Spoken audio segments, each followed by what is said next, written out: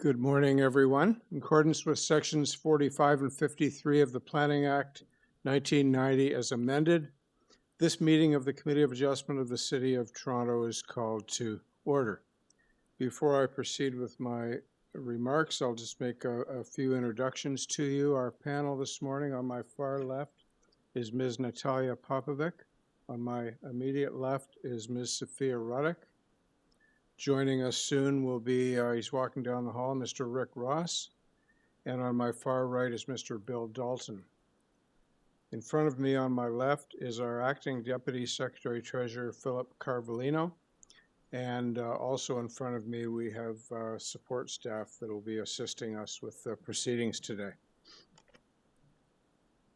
The Committee of Adjustment considers applications for variances from the provisions of the zoning that applies to property, permission to extend or alter lawful non-conforming uses, and consent to sever property to create new lots.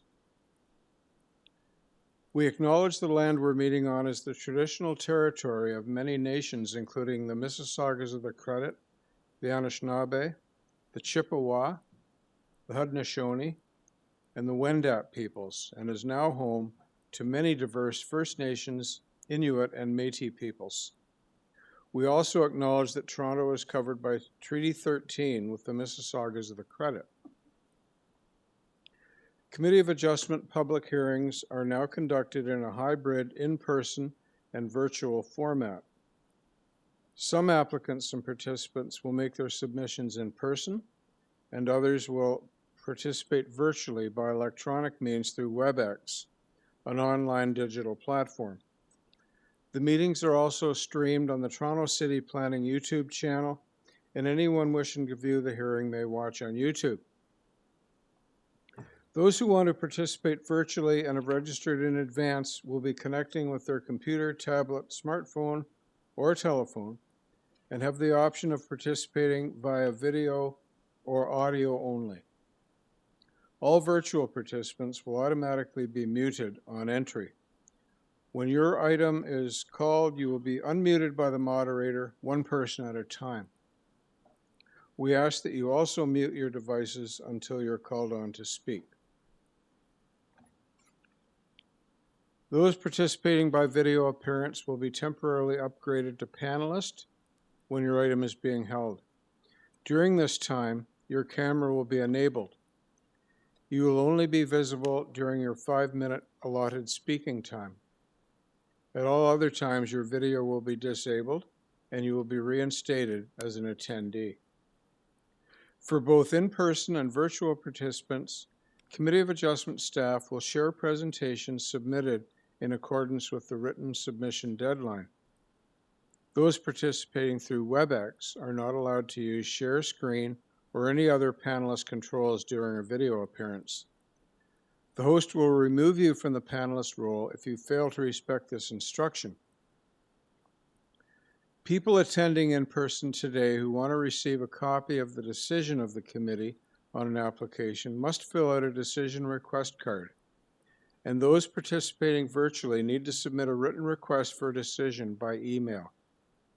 Please ensure that you include your name, address, and email address because the Committee of Adjustment and the Toronto Local Appeal Body will be sending notifications and appeal updates by email. If you do not agree with the decision of the committee, you may be able to appeal the decision to the Toronto Local Appeal Body or in some limited circumstances to the Ontario Land Tribunal. However, the provincial government amended the Planning Act and generally removed rights of third parties to appeal Committee of Adjustment decisions. Only the applicant, the Minister of Municipal Affairs and Housing, specified persons and public bodies, as those terms are defined in the Planning Act, are permitted to appeal decisions of the Committee of Adjustment. Appeal instructions are set out at the bottom of the decision of the committee. Our hearing procedure is that I will call each item in the order listed on the agenda, with the exception of a few items that we have deferral requests, so we'll deal with those quickly so that people that are interested in them don't have to stick around with the thought that we're actually going to be dealing with them. Where an application is uncontested, the agent or applicant may proceed with their presentation if desired. When the committee does not require a presentation, applicants are to advise the chair should they wish to speak to the committee. The committee may ask questions and/or take the matter into committee for a decision. Each speaker, including the applicant agent, will be given a maximum of 5 minutes to address the committee. I will comment when you are reaching the 5 minutes. Any presentation or other materials you wish to submit to the committee must have been emailed in advance of the hearing.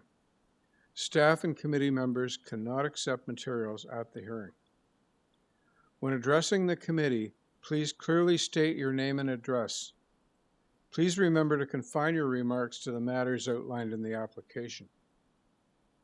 The applicant or agent will proceed first and will make a presentation to the committee on the application. Please note that the committee may not entertain revisions to proposals at the hearing today. The committee may decide to defer the application if substantially revised to ensure the revised application is accurate and that all those entitled to notice of the application are informed of the changes. Then, individuals, either in support or opposed to the application, will be invited to speak. Generally, we first call on speakers in the hearing room and then those participating through WebEx. Committee members may ask questions of each speaker after they have finished their presentation. When all speakers are finished, the applicant agent has an opportunity to rebut only those issues that were raised by the speakers. This will mark the end of the discussion. The application will be then be taken into committee for a decision. Before we hear our first item today, we will need confirmation of the minutes of the last meeting, which was held on May the 1st. Can I have a motion? Mr. Ross, thank you very much. Seconder? I'll second that. Thank you, Mr. Belton. All in favor? Thank you. So the minutes of the meeting held on May 1st have been adopted.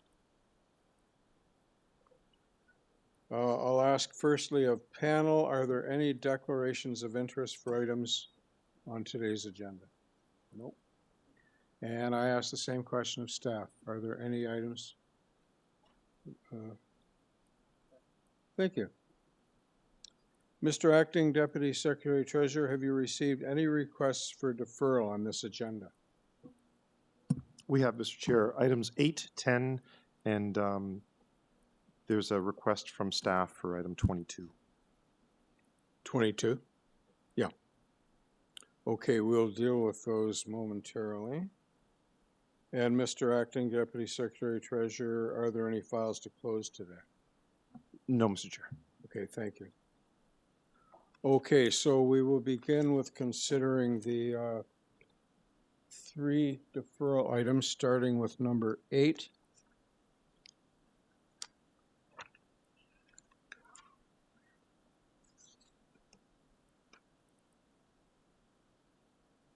The agent is Joanne Ho.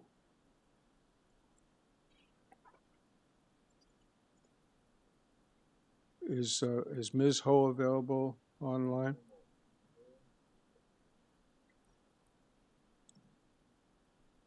Hi, good morning, Mr. Chair and members of the panel. My name is Joanne Ho from G. Bruce Stratton Architects, agent representing the owner of 3265 Bloor Street West. Okay, thank you. Ms. Ho, could you just explain your reasons for requesting deferral this morning? Sure. We are requesting for a deferral due to comments received from Transportation Review on Friday, where we found out about a future road widening along Bloor Street West that could result in a change to one of the variances. Although Transportation did recommend acceptance of the relevant variances, they have one of the conditions that they have is for us to update the site plan so there's no parking spaces within this future land conveyance area. And this change is likely to result in a reduction of proposed parking spaces. And so we'd like more time to review this with the owner and subsequently sufficient time for transportation to review the updated material and a chance for the community to respond. Okay, thank you. Panel, any questions for Ms. Ho on her request? No. Is there anyone in the hearing room that came to speak to item 8, 3265 Bloor Street West? No? And no one online? Correct, Mr. Chair. No one online. Okay, thank you. So may we have a motion then on the request for deferral? I move to accept the applicant's request of deferral to allow her to consult with transportation services as indicated. Thank you, Ms. Ruddick. Is there a seconder for Ms. Ruddick's motion? Second that, Mr. Chair. Thank you, Ms. Popovic. All in favor? Okay, item 8 has been deferred unanimously. Thank you, Ms. Ho. Okay, the next deferral, potential deferral item is number 10, 136 Shaver Avenue North. And the agent is Wina da Costa Calheros. Yes. Yes. My name is Wina da Costa, and I am. We are asking for the referral. Could you, sorry, could you, because ma'am, we- ma'am, could you give us your address? Yes. For the, I'm sorry. just, I know, Yeah. what is your address for the record, please? Your business address? I am the applicant instead of the owner. I am one of the applicants, and yeah, we would like to explain why. I'm really sorry, yeah. but I need to insist on this for the record. Can you confirm that your address is 563 Raphael Avenue? Yeah. Thank Yes. you. Go ahead. 5663. Yes. The address is 563 Raphael Avenue, Mississauga, Ontario, L5G1W9. We are asking the deferral because we received a visit from Forestry, and Forestry said that we have to we have to apply for forestry, even though we comply with the distance to the neighbor's tree, two neighbors' tree, but we have to apply for that. In the case that one of the tree can be removed, in that case, we will change the layout, the existing layout, or the proposed layout for the new house. And of course, we have to apply again for zoning revision and, starting again the process. And, that is the reason because we ask you for deferral. The Committee of Adjustment. Some of the minor variants will change. Okay, thank you. Panel, any questions for the agent? No. Is there anyone in the hearing room that came to speak to item 10, 136 Shaver Avenue North? No? And Adam, anyone online? No one online, Mr. Chair. Okay, then I guess we can consider a motion to defer. I'll bring that motion, Mr. Chair, to allow the applicant time to work with urban forestry and, in a perfect world, retain all trees on the property. Thank you, Ms. Popovic. Is there a seconder from? I'll second that. I think I saw Mr. Ross's hand first. Seconded by Mr. Ross. All in favor? Item 10 has been deferred unanimously. Thank you, ma'am. Okay, now those two deferral requests were made by the applicant. We have a case here where we have two agencies requesting deferral, and I would call on Alexander Overholt, the agent.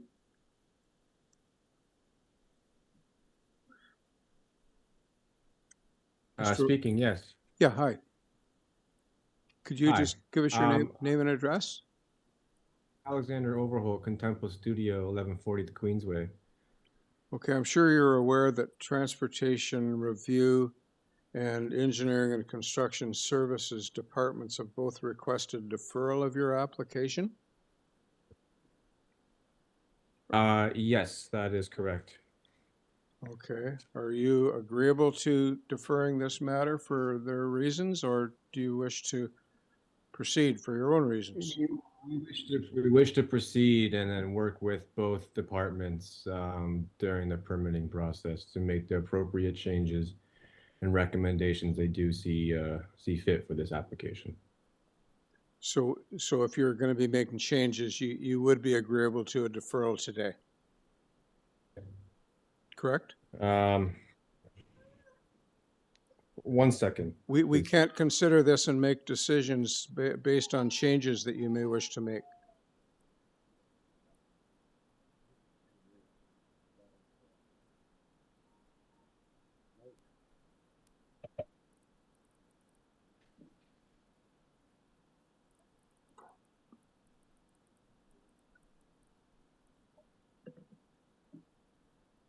Mr. Chair, the agent keeps muting themselves, so I don't know, and they won't be able to unmute themselves.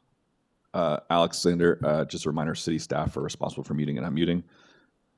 I think for the higher poles in the front. Push forward.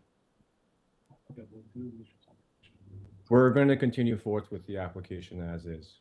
So you want to make us to make a decision based on the variances that you've requested, not changed in any way? We can't. Yes, that is we correct. can't. We can't make any changes that you might request today.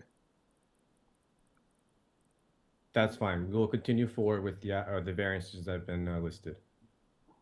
Okay, so we'll deal with that last item of the day then. Okay, now we can go back to the agenda.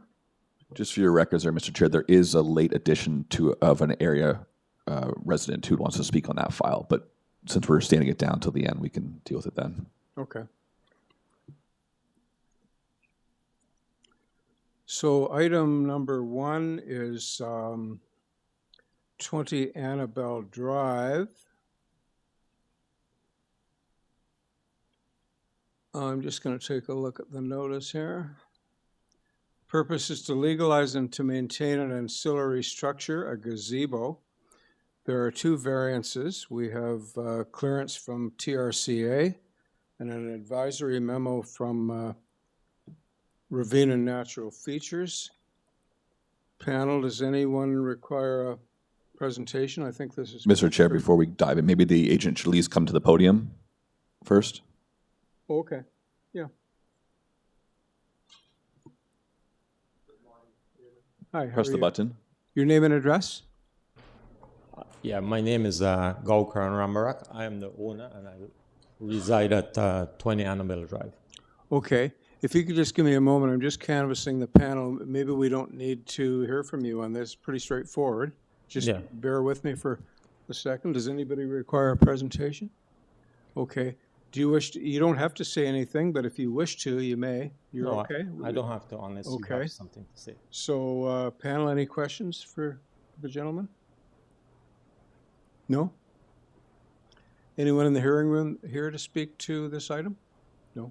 No one online, Mr. No one Chair. online. Okay, then I guess we can proceed to a motion. Mr. Chair, I will bring that motion. I believe this matter is consistent with the requirements. I believe it is straightforward, and I move to approve, subject to, is there a urban forestry? No. No, there's a TRCA permit requirement. No TRCA. But there is an advisory from. There's an advisory memo from Yeah. Ravine and Natural Features Protection. So if you get approval, you'll have to be familiar with that memo. You'll have to clean up the. There's no condition of approval, but you do have to deal with them. I understand. Ravine and Natural Yeah. Features. I think it's got to do with the fence. Have you've seen their right, communication? yeah. Okay, perfect. On Okay. that basis, I move to approve. Okay, thank you, Ms. Popovic. The seconder? I'll second that. Mr. Dalton, thank you. All in favor? That's approved unanimously. Thank you very much. Thank you. Thank you all. Mr. Chair, for this next item, item number 2, there is a late addition to the participants list. Someone here is in person that may speak, so just a heads up. Okay. Yeah. So item 2 is a revised application. The purpose is to construct a 3rd and 4th story addition above the existing mixed-use building. A total of 8 residential dwelling units will be provided. There are 3 variances. We have a Metrolinx advisory.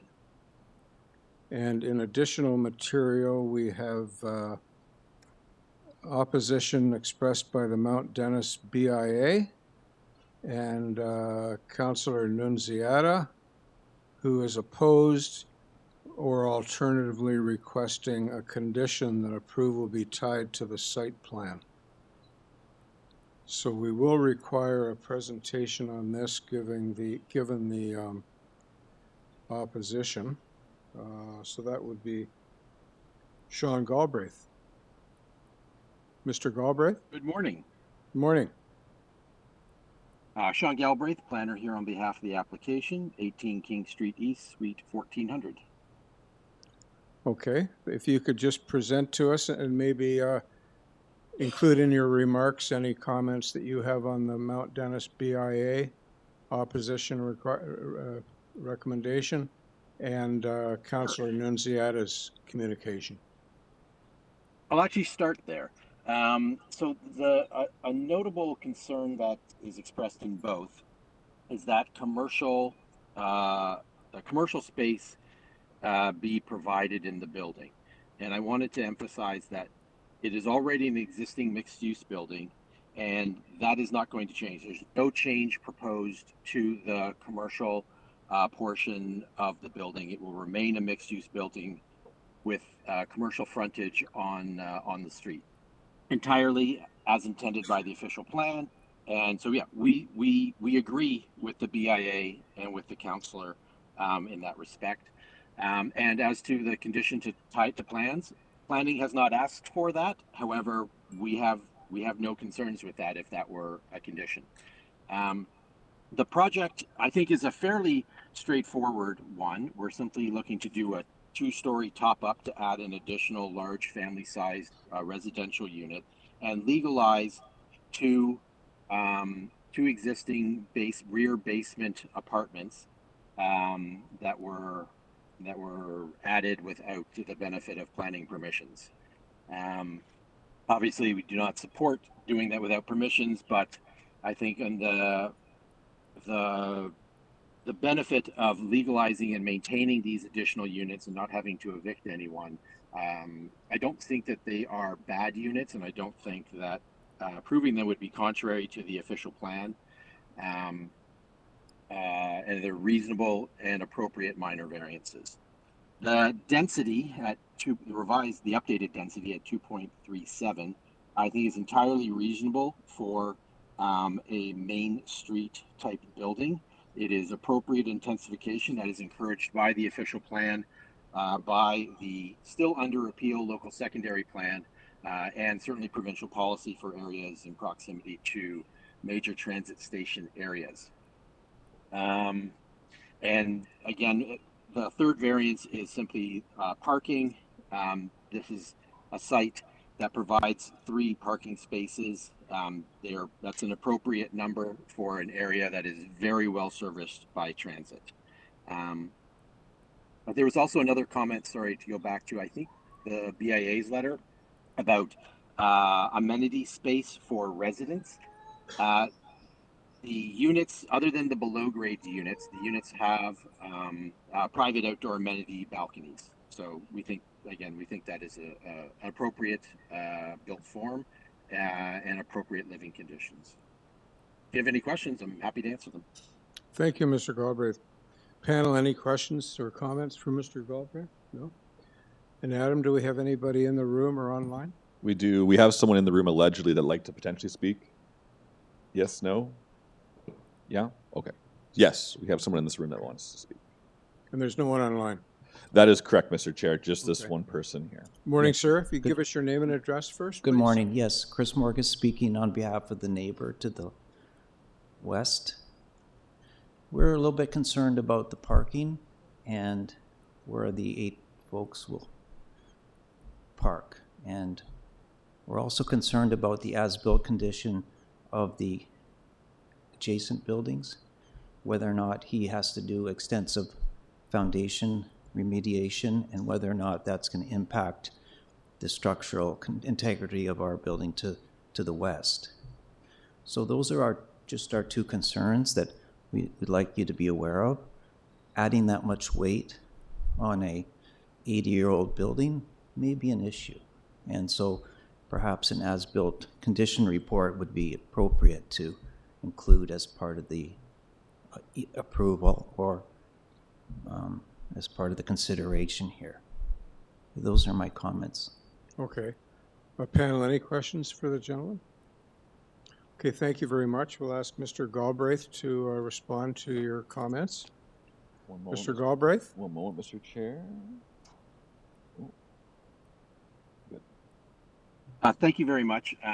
Obviously, the issues of structural, let's say structural integrity would be handled through the building permit process, and the city engineers and the developer's engineers, I'm sure, would be well capable of managing that aspect of it to ensure there's no damage to neighboring properties. As to the parking question, the number of spaces, it is a bit of an anomaly simply because this property is not yet subject to the current Toronto zoning bylaw. If it were, no parking at all would be required on the site, but 3 spaces currently are provided. And again, this is in an area that's extremely well serviced by transit.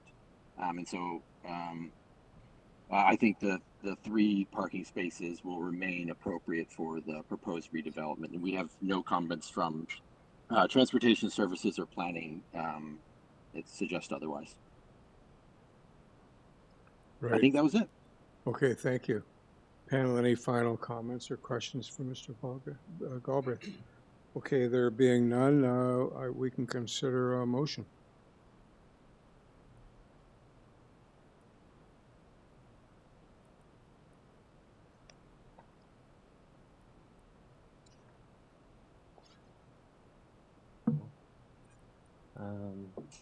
I'll make one. I believe the application does meet the 4 tests. It's straightforward. And I will also then make it a condition to tie it to the plans that are on file, as requested by Councilor Nunziata. Okay, thank you, Mr. Dalton. Is there a seconder for Mr. Dalton's motion? Thank you, Mr. Ross. All in favor? That is approved unanimously. Thank you, Mr. Galbraith. Mr. Chair, before we move on to the next item, I'm just noting that there is somebody in attendance with both a toddler and a baby. I'm wondering if they're interested in requesting some kind of accommodations to move them up a bit earlier if they're later on in the agenda. Okay, sure, we could accommodate that. So what item would that be?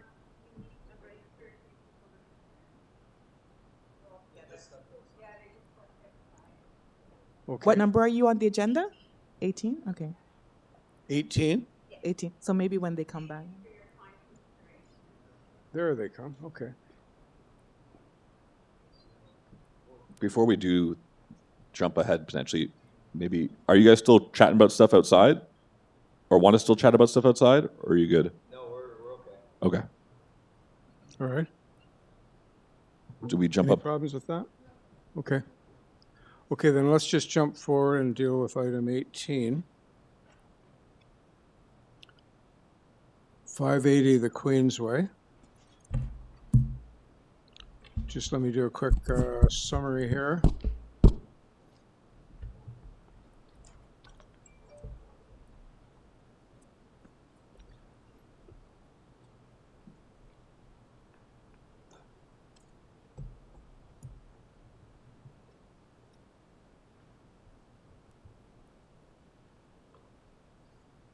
Wow.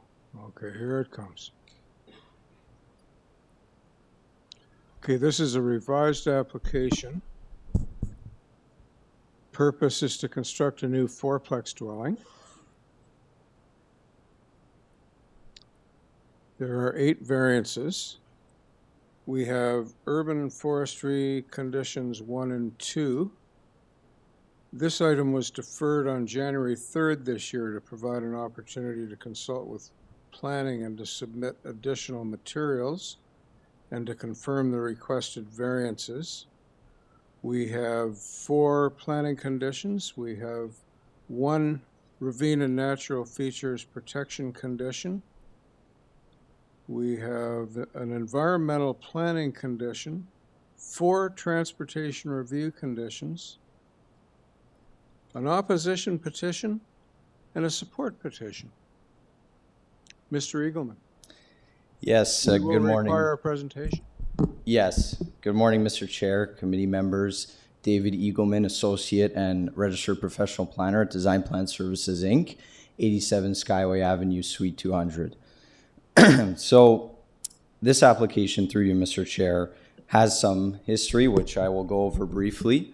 So a similar proposal was in front of the Committee of Adjustment on May 9th, 2024, and it was ultimately refused by the Committee of Adjustment.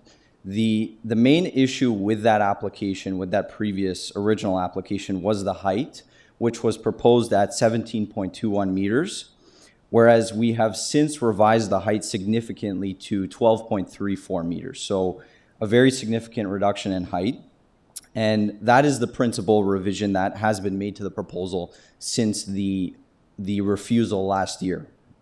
This application for the revised proposal was also deferred on January 23rd in order to address some concerns that were raised by city staff, as well as to deal with a public notice issue.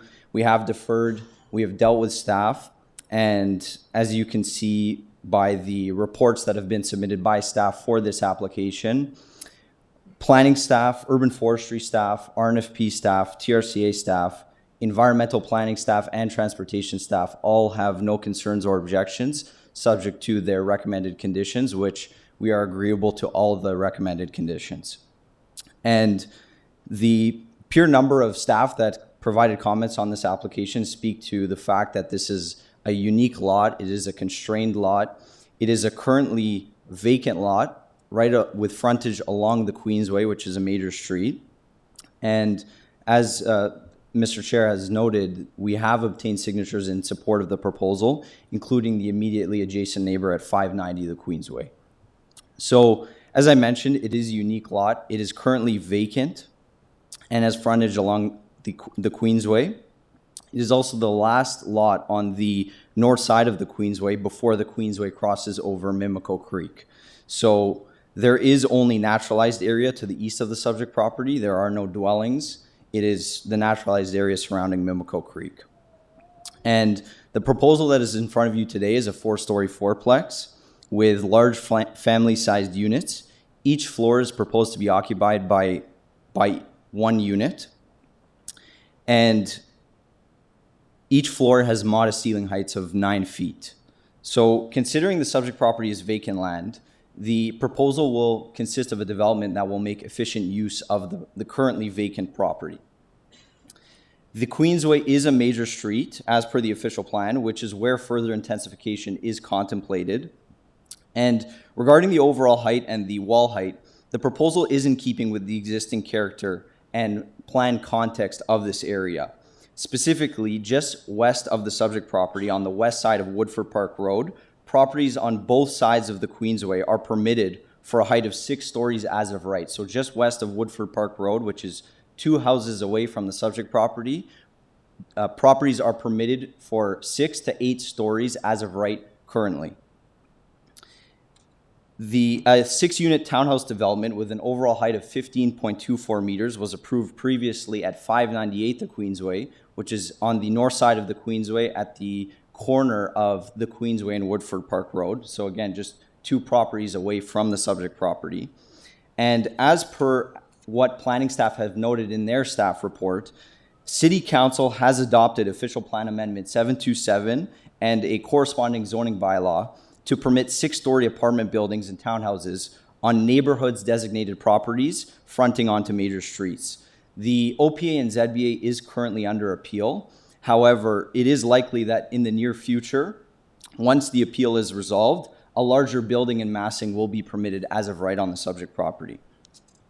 There are larger buildings, mid-rise buildings along the Queensway, as well as mixed uses along the Queensway, east and west of the subject property. And the existing and planned context of the Queensway consists of similar or larger developments as compared to what is proposed in this application. The topography of the subject property is also somewhat unique. It slopes from west to east, and so the actual building height will be perceived to be lower at certain angles when you're looking at the proposed building. There is also a naturalization plan that has been submitted. There will be significant renaturalization proposed and new plantings proposed, specifically at the rear of the subject property, abutting the neighbor who has raised some comments and concerns at 7 Woodford Park Road. So there will be significant screening to that neighbor as proposed through this application. So I know I'm running out of time, but in terms of the lot coverage, it is a minor increase. It's under 700 square feet increase over what's permitted as of right. And because of Ontario Regulation 46224, if we removed one unit, we would actually be compliant with the lot coverage because a 45% lot coverage would be permitted. The remaining variances, the side yard setbacks and encroachments into the front yard, are due to the unique shape, and they are quite minor. So I know I'm out of time, Mr. Chair, but through you, it is my professional opinion that this application meets the 4 tests and fits in with the existing and planned context of the area, and I'm happy to answer any questions. Okay, yeah, thanks, Mr. Eagleman. Panel, any questions or comments for Mr. Eagleman? Okay, then we can move to our participants. I only have one registered participant. Yeah, and they're just support for David, actually, so.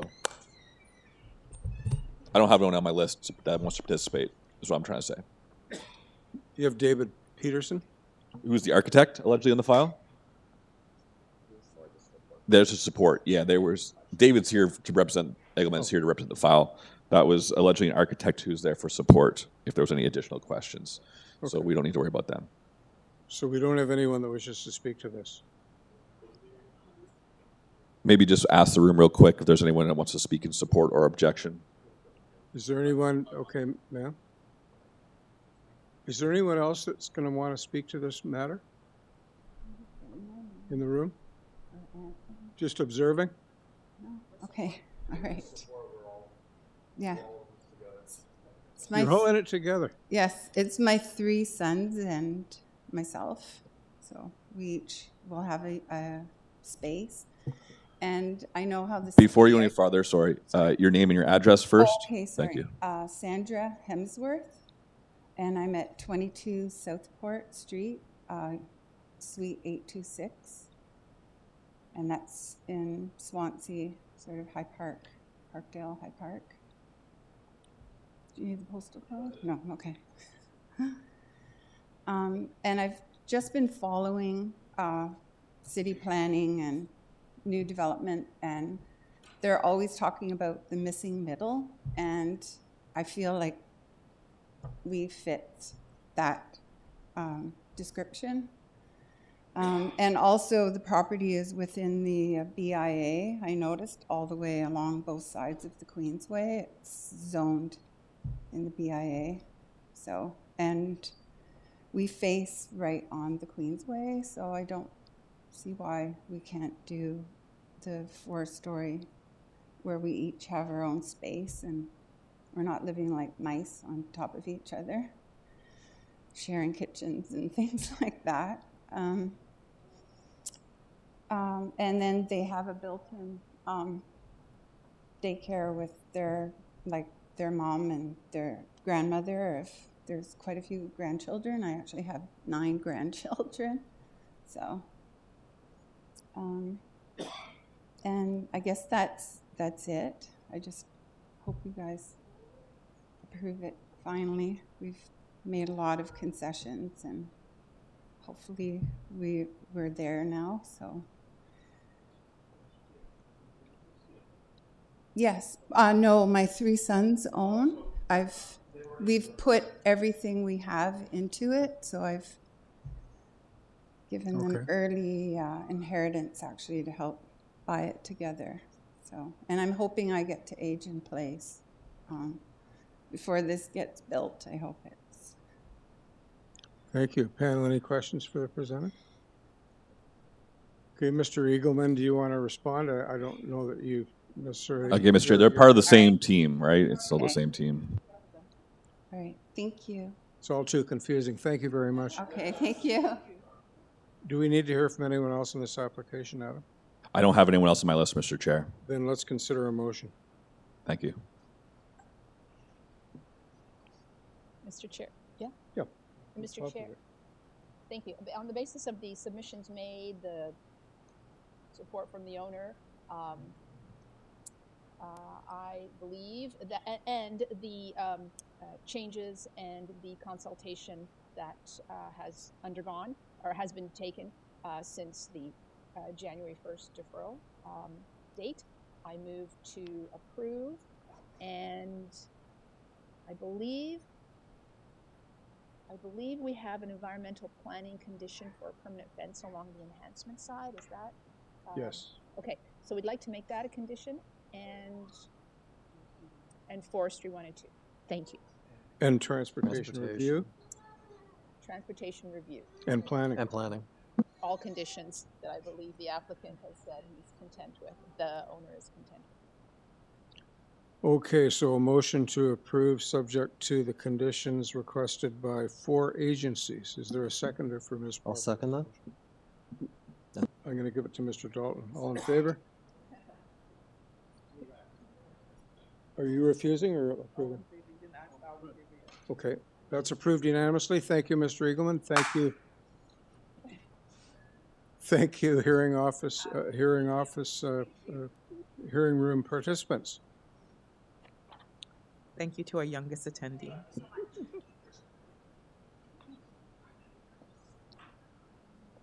Okay. Item 3. Yeah, let's do item 3. 6 Riverton Drive. Purpose is to construct a 2-story rear addition and to convert the existing dwelling into a triplex. There are 3 conditions. 3 variances. And we have condition requested by community planning. May I suggest to my colleagues, this is a pretty straightforward application, not requiring a presentation. Are we all okay with that? The agent is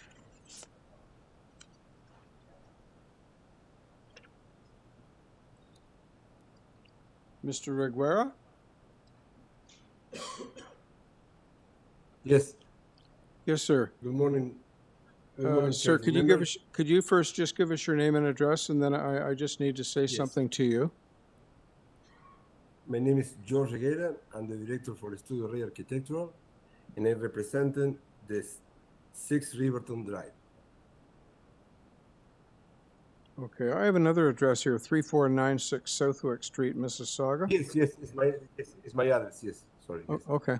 3496 Southwick Street, Mississauga, Ontario. Okay. Yes, sir, the panel has agreed that this is a very straightforward matter. We do not require a presentation from you. You can say anything you want to us if you wish. Alternatively, you could just respond to any questions if we have any. Absolutely. Thank you so much. We'll just go with Mr. Chair, actually, with that being said, we do have a late registrant in person here that may want to speak. Oh, okay. So, first of all, panel, any questions for the agent? No? Okay, so we can hear from whoever wishes to speak to the matter? Yes, Sure. sir? Come on up. Yep. Yes, please. And start with your name and address, please. My name is Marcello Simeoni. Address is 32 Larchmere. So I'm here for 2 reasons. Number 1, I'm in a catchment area. And number 2, I'm the vice president of the Residents Association for Humber Summit. And so we have no problem with intensification and all that that's going on, but we do report back to the annual general meetings, and the president, Grant Evers, could not be here today, so I'm representing him. The only question we have, which we're having in our area that we're typically monitoring, is the parking situations, as have been mentioned in previous cases. So parking authority is out all the time, and in lieu of the fact that a lot of these homes are intensifying, that being a smaller home is fine. The larger homes in our area, driveways don't change, and green space can change in those homes, but in a smaller home that's a semi, it's very difficult, especially in the fact that the driveways are being drained down towards, what would you call it, the elevations are different where they're not sloping to the road. So you can't even change or modify the green space, and I believe the green space is about 75% of soft soil, including grass. So we're just wondering, because of the safety issue, Councillor Perusa was instrumental in getting stoplights in the area. People have been hit further down, and in our area, we're also intensifying with more cars, more traffic, more speed. So we're just concerned about the visibility, because a lot of these vehicles will spill onto the roadway and have no place to be put. Now, not everybody has a home that might be renting or living there, but there has been a trend even on our roads, because we're in the catchment and they're very wide roads, they are narrowing. We have issues north and south of us, and parking authority is there continuously. So we're just concerned as a residents association, reporting back to the people in our area as to how that might be addressed, although this is more of a construction issue, which is admissible. That's my only question in representing ourselves and representing the members of the corporation registered under the City of Toronto. Okay. Maybe there's other comments or questions. I just point out, though, there are no variances before us related to parking. So we can't make a decision that hinges on parking as a requirement. Secondly, our transportation review department in the city didn't comment on this application. So you may have valid concerns, but we can't address them. Are there any other comments or questions? Okay. So I guess we'll invite Mr. Reguera back to Thank you. Comment on your comments. Thank you. Mr. Reguera? Okay. Yes. Yeah. Here. So you have about the parking spaces. In case if the neighbor is concerning, we supply the minimum of 3 parking spaces as the bylaw existing in that area. This is what I can say. Okay. Adam, is there anyone else in the hearing room or online? Mr. Chair, that's all we have. Okay, good. So we can consider a motion then.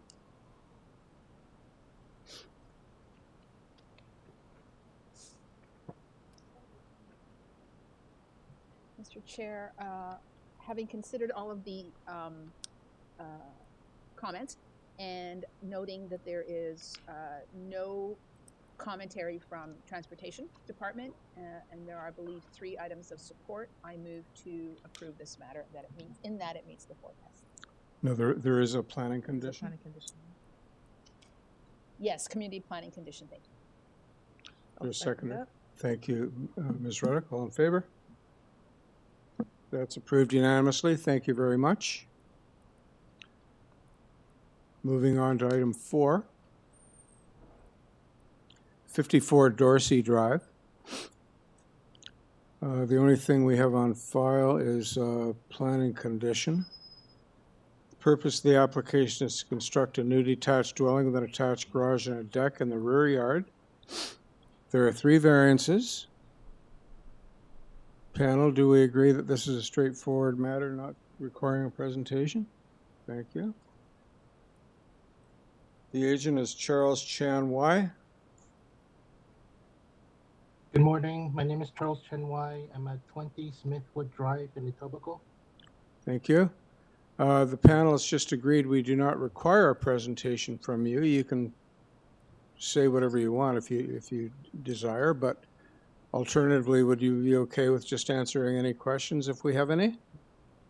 If you guys have any questions, I'll be more than happy to answer. Okay, let's handle it that way then. So panel, questions or comments for Mr. Y? And Adam, no one in the room or at home? Correct, Mr. Chair. Alrighty. So we can consider a motion. I can move to accept this application and find it to be minor nature and consistent with the forecast, subject to the planning condition. Thank you, Ms. Ruddick. Is there a seconder for Ms. Ruddick? I'll second that. Thank you, Mr. Dalton. All in favor? That's approved unanimously. Thank you, Mr. Y. Thank you, panel members. Yeah, thank you.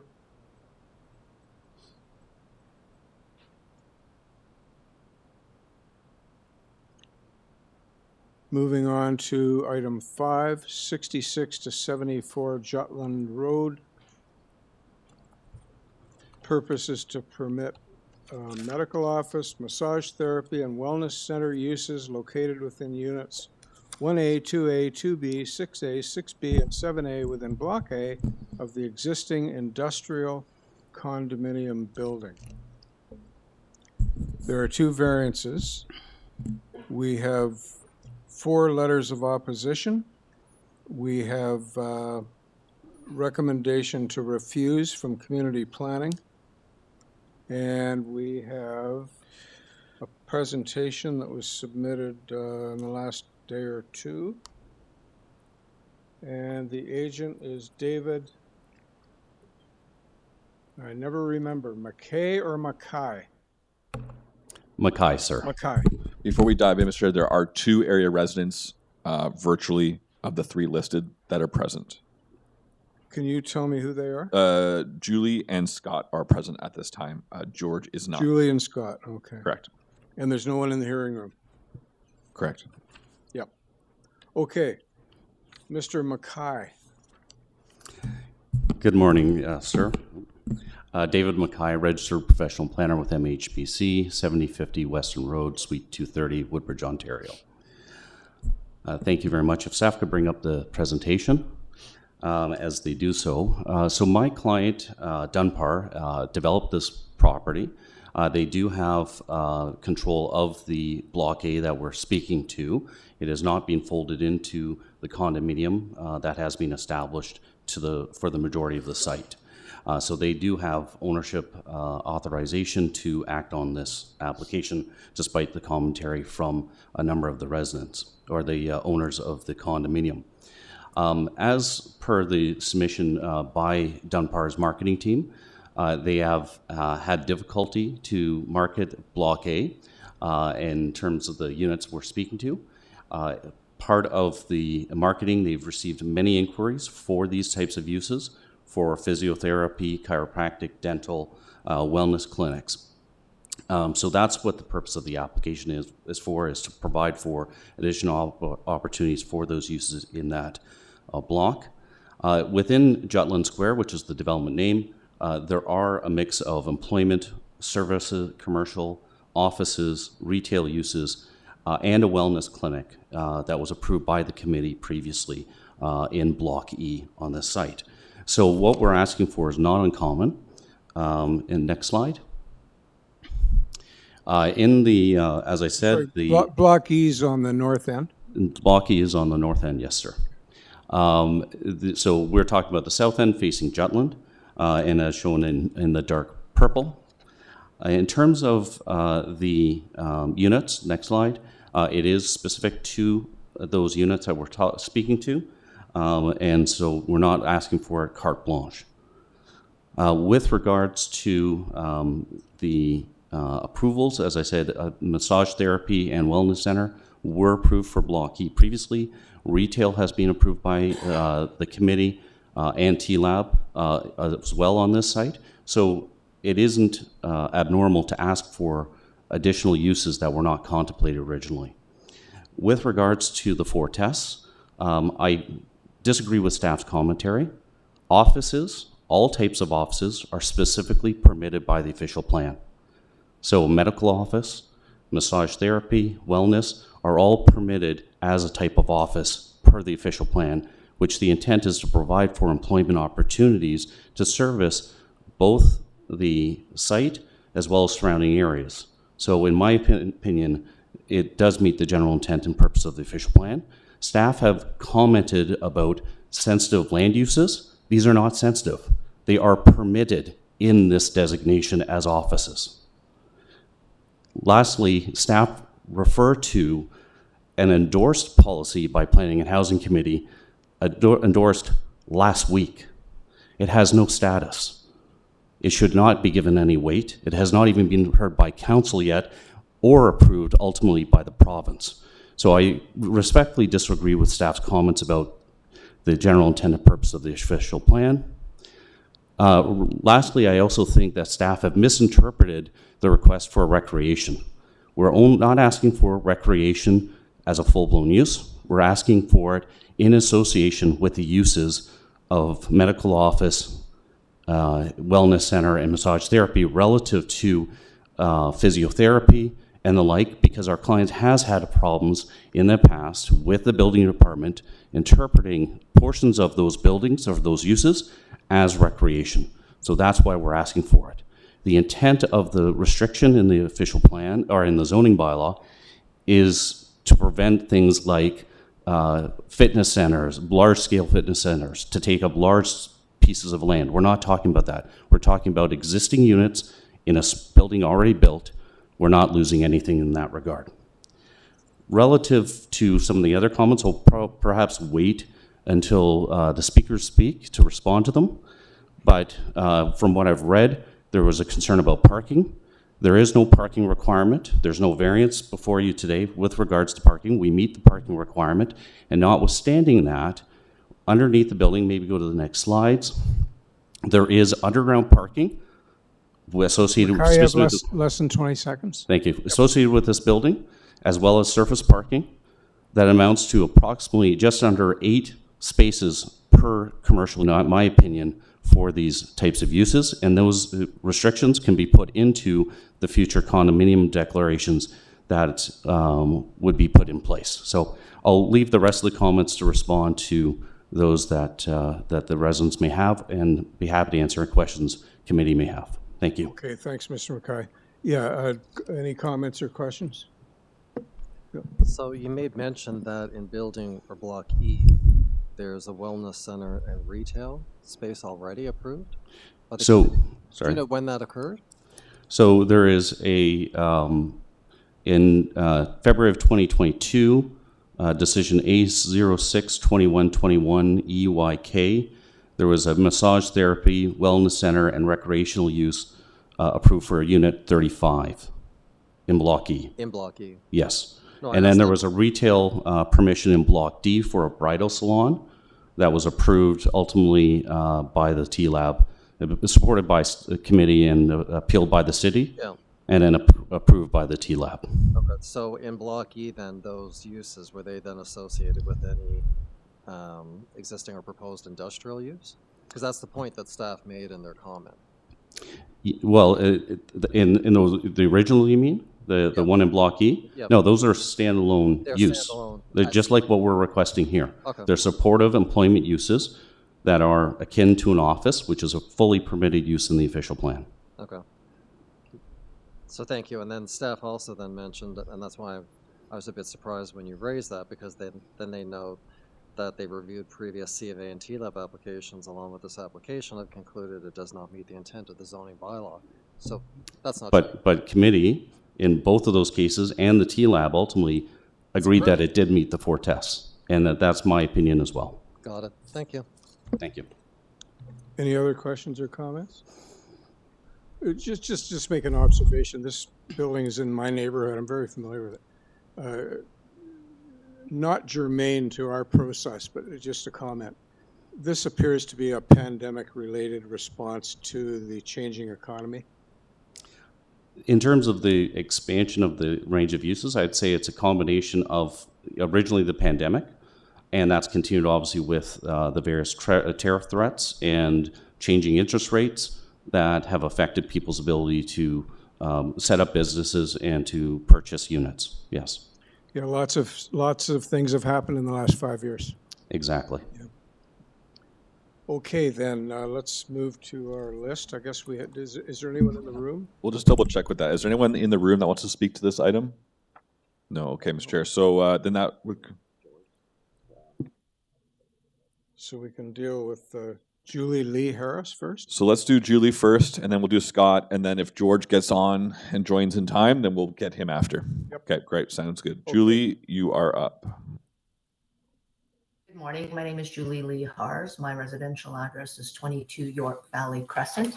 I am an owner of 2 units, and I am also one of the 3 directors of the condominium corporation.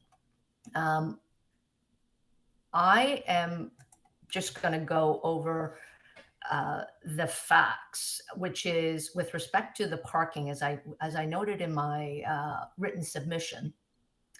The applicant, who was the declarant of the condominium corporation, to which the Block A is going to become park, they set up these rules that we are bound by. And the way they've set up the rules and the parking is that there are no extra parking spots left. All of the parking spaces have been assigned, have been purchased, have been purchased by each owner. So we are already running, it's a current issue right now where units have more visitors and or employees than their reserve parking spaces. So it causes us great concern that something like a medical office or a massage office or a wellness center would need more than their allotted spaces. So I'm not sure, I can't remember Mr. McKay's first name, but his comments about the 8 spaces is not consistent with the existing situation.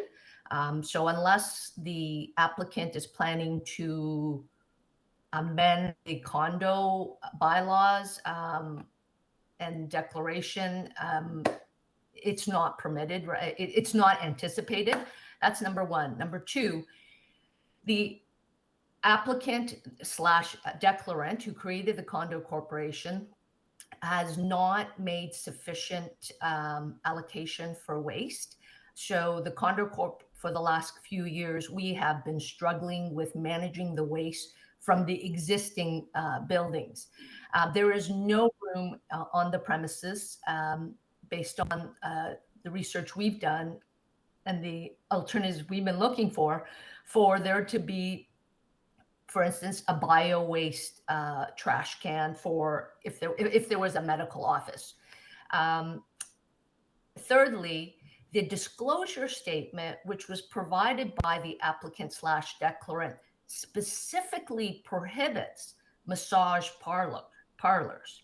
So we're just kind of confused as to how you can permit it in a block that's going to become part of the condominium corp, because as soon as Block A becomes part of the condominium corp, which I'm told is going to be soon, they will be immediately in breach of the permitted uses under the condo's declaration and bylaws. Once again, I'll remind everyone that these rules were put in place by the applicant. I don't really have to talk about the additional costs. In summary, we as the condo board and management, we were shocked that this application had been brought. We were not notified. It is consistent with how the applicant / declarant has been dealing with us. So it's unfortunate that they didn't come to us first and sort of tell us why they're doing this and how they plan to address the issues that I have brought up. But those are the end of our comments. I appreciate the opportunity to speak. Thank you. Okay, thank you, ma'am. Mr. Mackay will be responding to you in due course. In the meantime, we have Scott Wilson.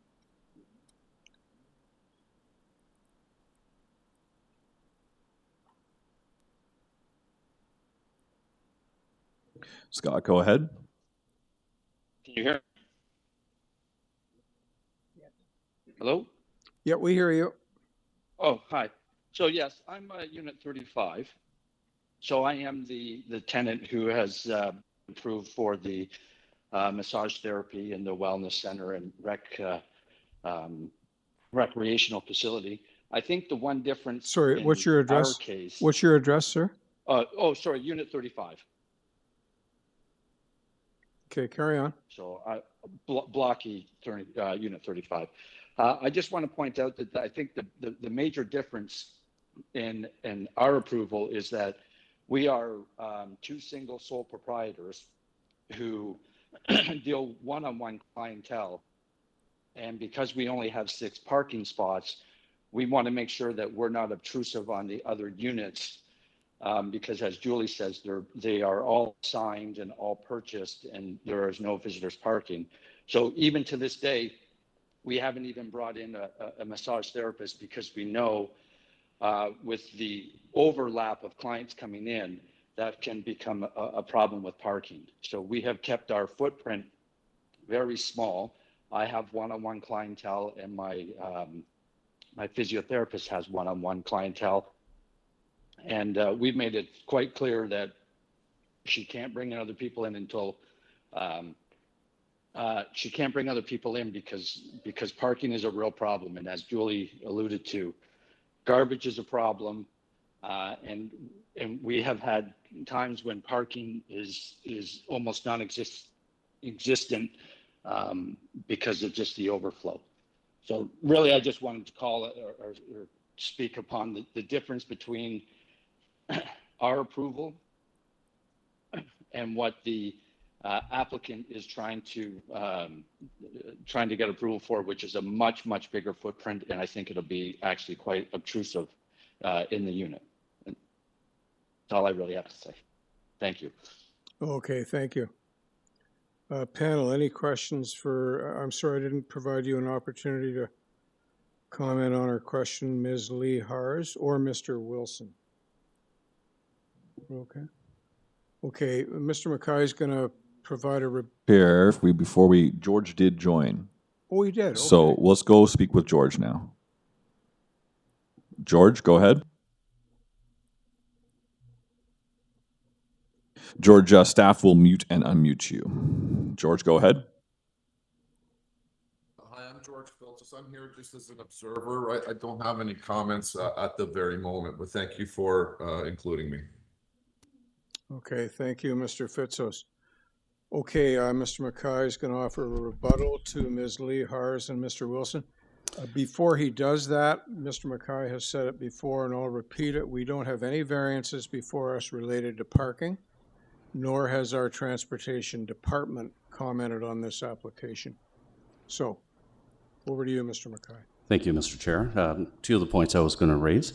With regards to parking, in terms of Block A, there are 87 spots associated with a loan to Block A, both underground and at surface.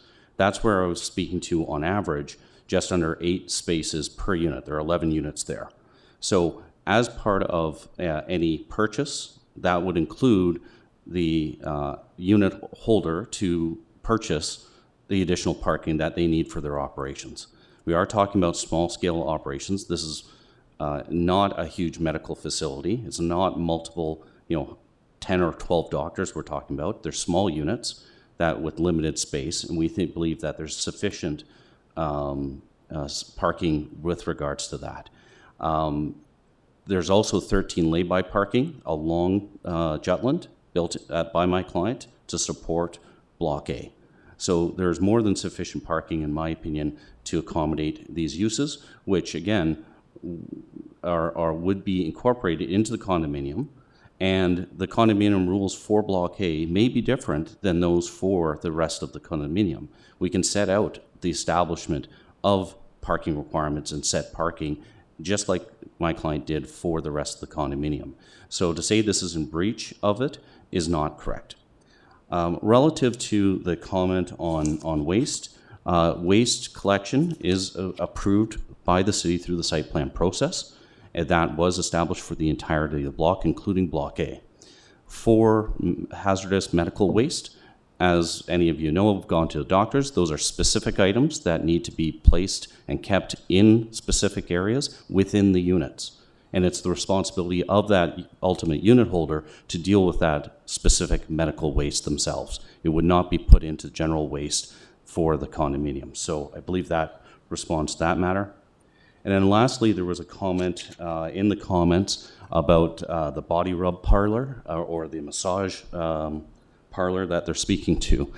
And that is a specific use in the bylaw. It's the adult entertainment type of use, which is separate and from a wellness center as well as massage therapy. We're not asking for that. In fact, that use is actually permitted in the zoning bylaw, subject to conditions. And we'd never be able to meet those conditions even if we tried. There's a school less than 300 meters away, which is the restriction of 500 meters to churches and places of worship. And both of those are just down the street. So even if someone wanted to do that, it'd be completely illegal. And that's what it relates to in the condominium declaration. And as per the one gentleman said, who operates, has that permission, doesn't operate it today, but has that permission, he's not offside the current declaration because it's a specific use, not what the Julie had mentioned. So with my respectful submissions, I think those comments are noted. I think they can be addressed through the condominium declaration, and I'd be happy to answer any questions the committee may have. Thank you. Thank you, Mr. Mackay. So panel, any questions or comments for Mr. Mackay? So just to get clarification on this, so does each block have its own condo docs? Just the... Or is there one declaration for the entire parcel?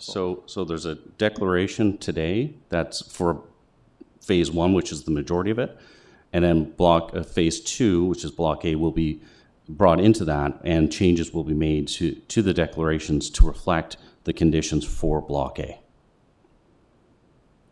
through the registration process. Okay, thank you.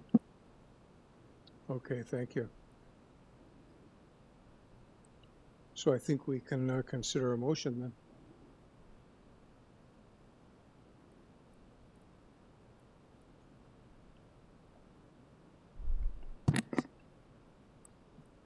Okay, I'll give it a whirl. Based on the evidence provided, I'm going to move a motion for approval. Because given that the uses are already there, that clearly is not consistent with what staff have raised in their letter of opposition. So with that, there are no other conditions, so I'll just move the motion for approval. Thank you, Mr. Dalton. Is there a seconder for Mr. Dalton's motion? Mr. Ross, thank you. All in favor? Opposed? Okay, that's accepted for 4-1. Thank you very much, sir. Thank Have you. a good day.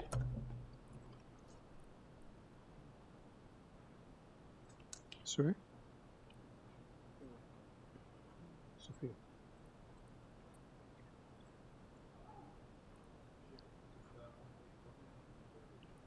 Sorry? That's exactly what I was thinking. We do have 2 files that are the agents only coming up. 6 and 7 are just agent only files. Okay to do 6 and 7? No? You want a break or are you okay? They're both straightforward and there's no participation. Correct? Item 6. 2090 Jane Street. Yes, Nicholas Dell for the record. Sorry, just a moment. I'm going to summarize your application just a little bit. To make interior alterations to convert the existing building into a restaurant with a retail component, bracket, grocer. There's one variance regarding the number of parking spaces. There are no agency comments. No comments from neighbors. Panel, do I have your agreement that this is a very minor, straightforward application, not requiring a presentation? Happy to answer any You're questions. okay with answering questions? Thank if you, any. Mr. Chair. Yeah.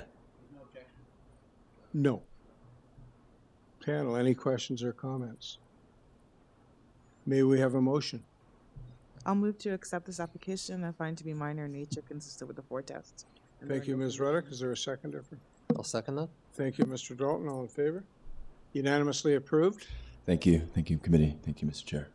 Maybe we'll let you speak next time. I'd like to just point out for my client that all of this background work allowed us to get through today with no presentation. Exactly. Yeah. Thank you.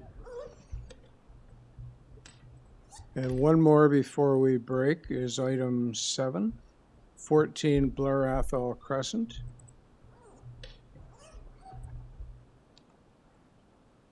Purpose is to construct a one-story front and rear additions and a rear covered patio. There are 3 variances. The agent is Eddie Perez. Panel, are we satisfied that this is a straightforward application not requiring a presentation? Yes, we are. Mr. Perez?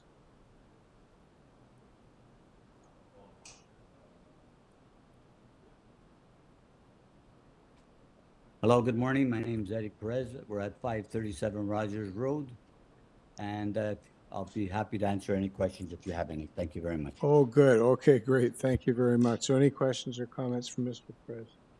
Okay, then let's have a motion. So with that, I would move a motion to approve it. This application is very straightforward. It meets the 4 tests, and there are no conditions. Thank you, Mr. Dalton. Any seconder for Mr. Dalton's motion? I'll second that. Thank you, Ms. Popovic. All in favor? That's approved unanimously. Mr. Chair, now I know I have 2 more items, but Thank you. this very next item is actually Eddie Perez file again, and it's just Eddie Perez and no speakers. I know number 9 though. Okay. Item number you want 9. to do 11 after that? Then we can stop for our break, if you guys want. But maybe we do this Eddie one real fast. Okay. We already got him on the line too, so yeah. Thanks, member. Adam's picking up his negotiating skills from watching CNN. This is. I don't. Okay. Yeah. Yeah, that's right.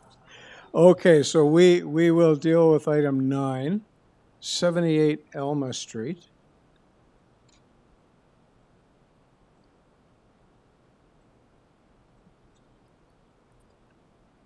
And as Adam pointed out, this again, one's it's the same, Eddie straightforward. Perez is the agent. I've got this one noted as being straightforward. Just summarize it here quickly. To construct a second-story addition above the existing dwelling, 3 variances. Are we okay, panel, declaring this to be minor and not requiring a presentation? Okay.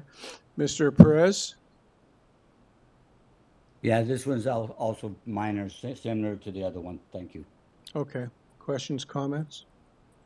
Motion? Mr. Chair, I will bring a motion to approve. This matter appears to meet the 4 tests. There are no comments from our internal departments and no conditions. Thank you, Ms. Popovic. Seconder for Ms. Popovic. I'll second that. Mr. Dalton, thank you. All in favor? That's approved unanimously. Thank you, Mr. Perez.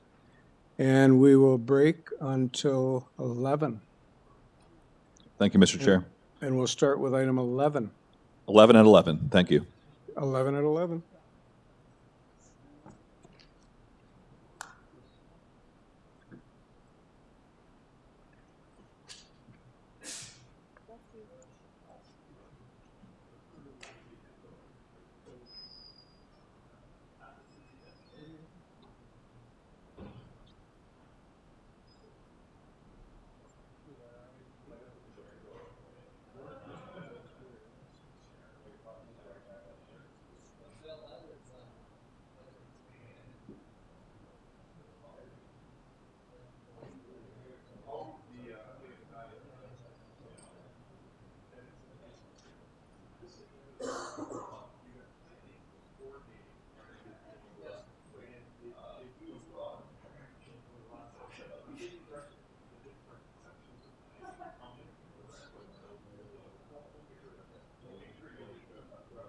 I don't know. It's kind of distracting though, eh?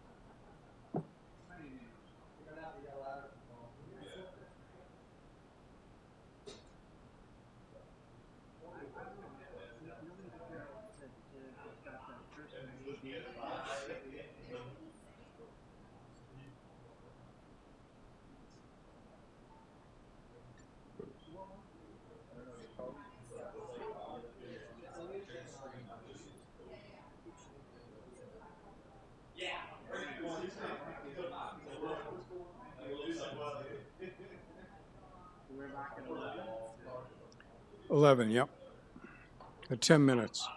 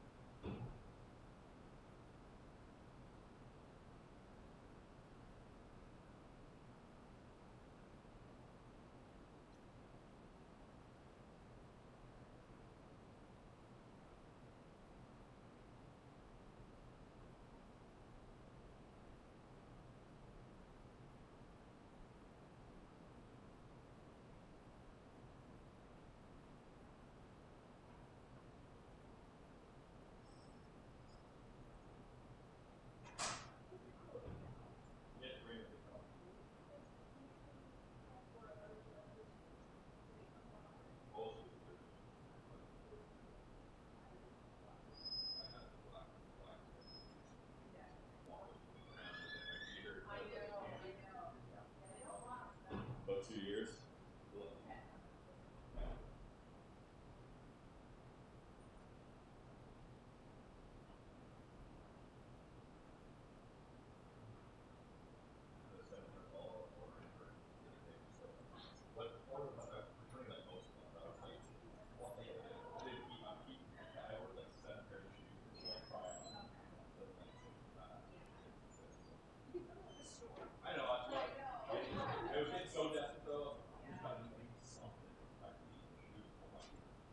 Adam, what was that you clicked to get rid of it?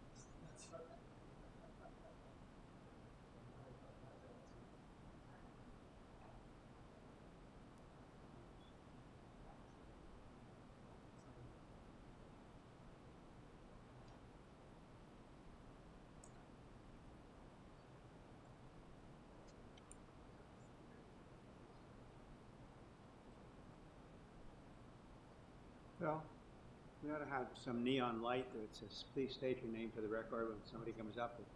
Turn the mic on, it flashes it. Nobody pays attention.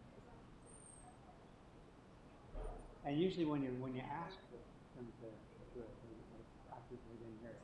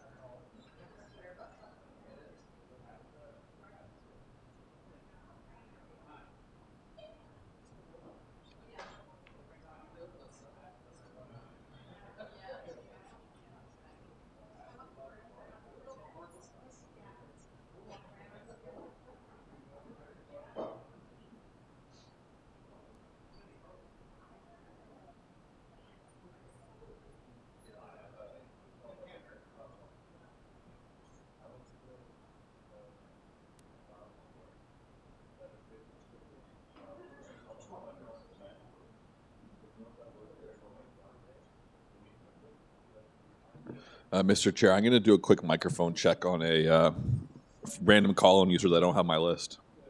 Thank you. Microphone check for call-in user at the phone number 343-543. Go ahead. The call-in user calling in on phone number 343-543. Please identify yourself. And can you hear me? Yes. Hello? Hi, sorry, this is Crystal Vandermeer. I'm calling in just to listen for 31 DONOFREE Road. Okay, sounds good. 31. Sorry, Thank you. 30, oh, I see. Okay, yeah, thanks. If you want, you're more than welcome to also watch on YouTube. We are live streaming this on the City of Toronto's City Planning YouTube page. Okay, wonderful. That's Thank easier you so for much. you. Thank you. All right, Mr. Chair, I think we can start back up with item number 11.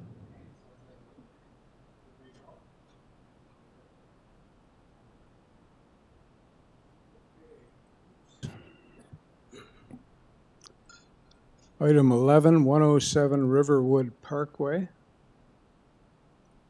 Purpose is to construct a one-story addition above the existing dwelling and a one-story front addition. There are two variances. We have clearances from Ravine and Natural Features Protection and TRCA. No other agency comments. We do have a registered participant beyond the agent on this one. So the agent is Ben Baghdadi.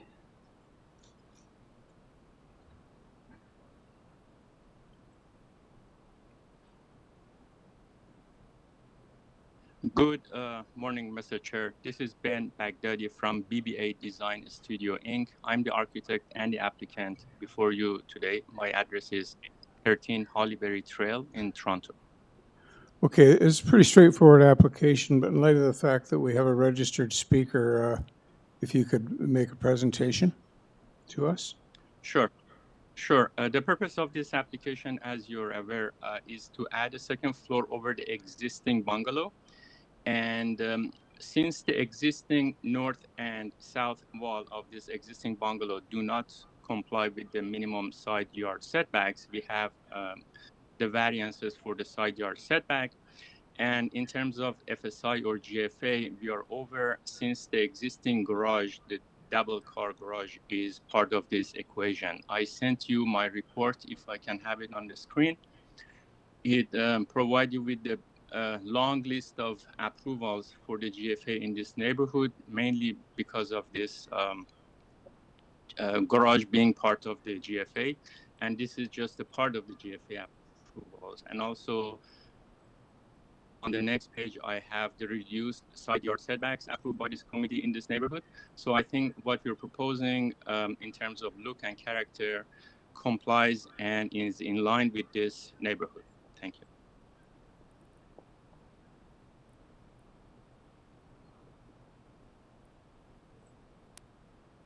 Okay, you're finished, Mr. Baghdadi? Yes, Mr. Chair. Okay, thank you. So we have a registered speaker, Jonathan Chen. Questions first? Yep. Questions for the agent first? Oh, yeah. Any questions for the agent? Comments? No. Okay.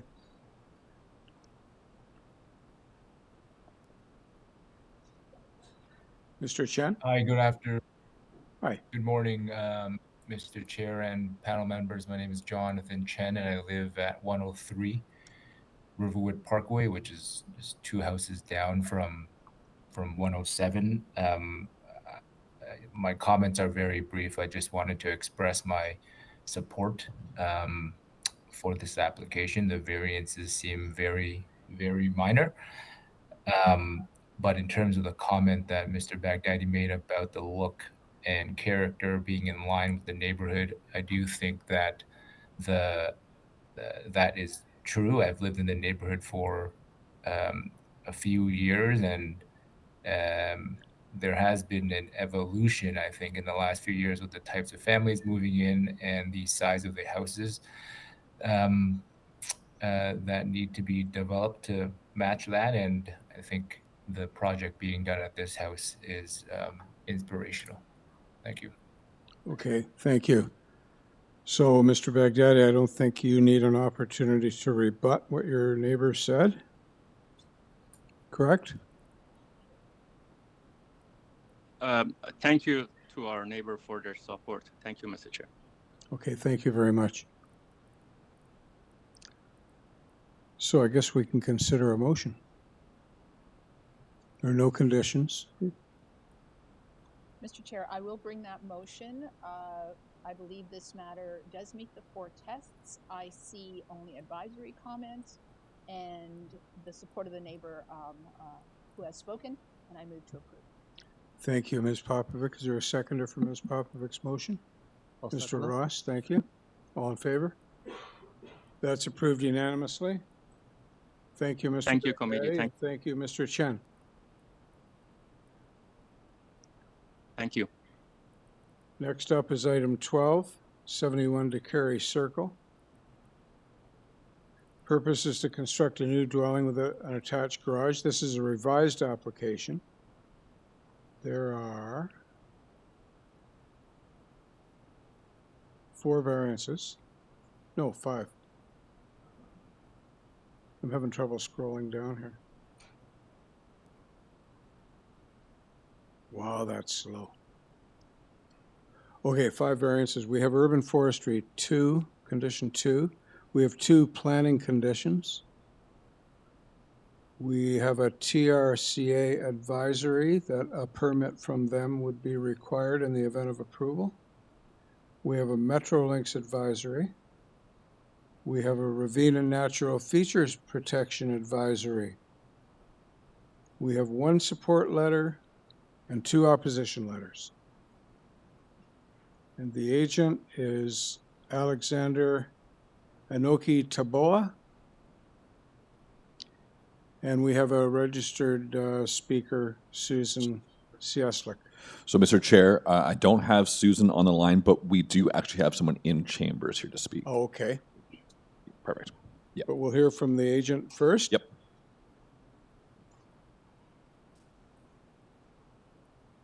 Good morning, committee members and Mr. Chair. Yes.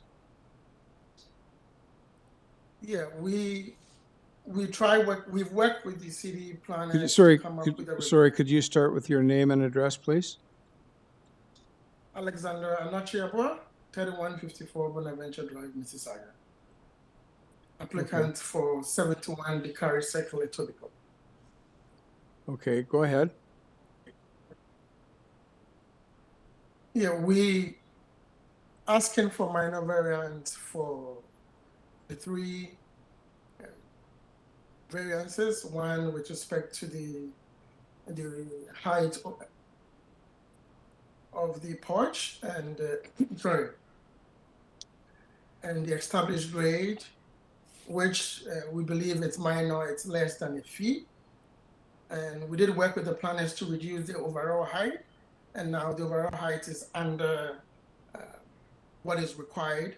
And I believe we did also speak with TRCA, and they advised us that we should apply for a permit, which we have already applied for the permit and made the necessary arrangement with TRCA. I didn't know about the other advisory, but I believe with what I've heard today, we'll adhere with that advisory to see what needs to be done, and we're going to do that exactly. But I believe the size and the design of the house fits the neighborhood perfectly. The square footage doesn't go over. It's just a minor variance for the first floor above grade, which is 0.45 meters instead of 1.2 meters. And I'll be very happy if the committee will consider this application so my clients will have a house that fits the neighborhood. Okay, thank I'm you. ready to answer any questions. You're welcome. Panel, any questions or comments for the agent? No? Okay, so we still don't know about Susan, Mr. Chair, Susan is not present on the call. but we do have someone in the hearing room that wishes to speak to the matter. Correct. Okay, so I'll call on that person.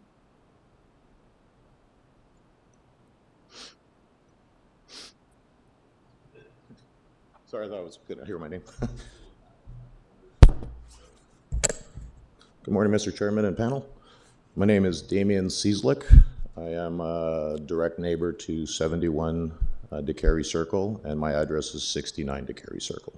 Okay, so we won't be hearing from Susan then if we have. Perfect. Yeah, there's family on both sides. So go ahead.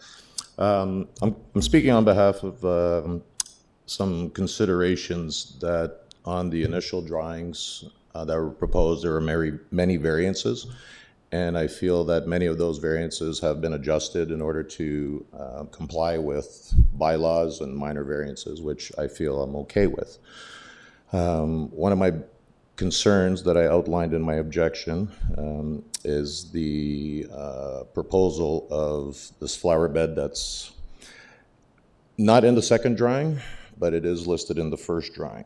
But the concern I have is it's in the second drawing, it shows planter, planter, planter, just like it did when it was initially illustrated with the planter box. And if you see what the original one looked like, it is 2/3 of the front lawn, right up to the sidewalk almost. It's going to be a hindrance in the sense of how big this thing is. And my big concern is if it blends in if it gets installed, as it probably could be, I'm going to have like a retaining wall on my left side, which is protruding past my property line. And I feel that it would incur a hindrance in my enjoyment of view, safety, and basically, for what I purchased, an unobstructed view. I'm not against having a flower box. I just don't feel what could be proposed would be realistic if it gets introduced like it was in the first drawing. There's no assurances that that's going to be the case, but I'd like to see if there's assurances from Mr. Alexander to see if maybe there's even a compromise. I don't know if what's going to be proposed, but it says planter box, planter, as you might see it in the drawing if you wish to bring it up. I feel if it sets a standard, others are going to start developing it the same way, and I don't feel there's not one house on the neighborhood that has that kind of a style of planter boxes. So that's on the left side of that drawing? That's the revised plan.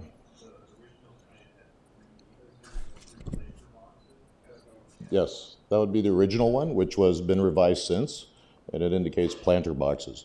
My concern is that if that gets reintroduced again, because it says planter in the revised drawings, I don't know what that means. Is it ground level? Is it a meter and 1.2 meters as what the first floor indicates?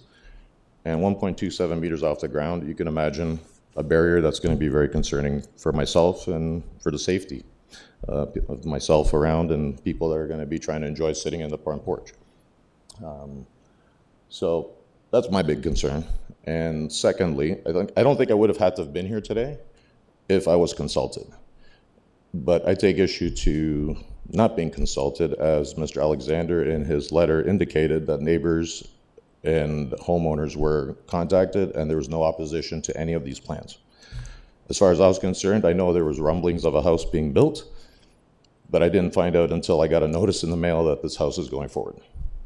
So this is my concern. I don't have any ill will against the neighbors. I think I have a great relationship with them, but I just don't feel the planter box is in its best interest in the neighborhood as my neighbor and what it could actually impact for future developments. Yep. Okay, well, Alexander is going to have an opportunity to address your concern, and thank you for raising it. Okay, thank you. Panel, any questions? Yeah, I do have a question. So would you be satisfied if there was a tying it to the revised plan? I'm sorry, repeat the question? If we approved it subject to the being subject to the revised plan, so that way there would just be the one planter box? If there's an illustration that I would like to review with, why do I even see a planter box there? But in the drawings, it says three cases of planter, like it does in the original drawing of the extension that was being proposed. So I feel that if that's a sneaky way of maybe introducing it by having those three planters, there's three tiers. One's higher than the other. Yeah, to see height, you're going to need a site on it. There is the possibility, I feel, that there may not be the introduction of this proposed box because there's a window that I see in the drawing. So are they obstructing this window, or are they going to remove this window and put this planter box? I don't know.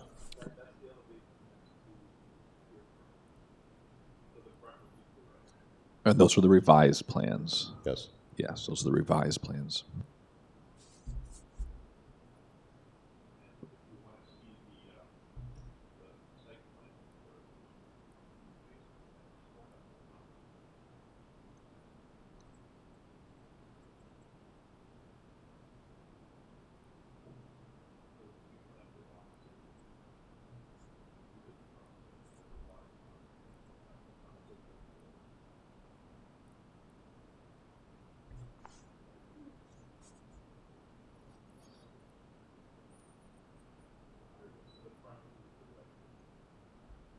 I would be as a neighbor down below.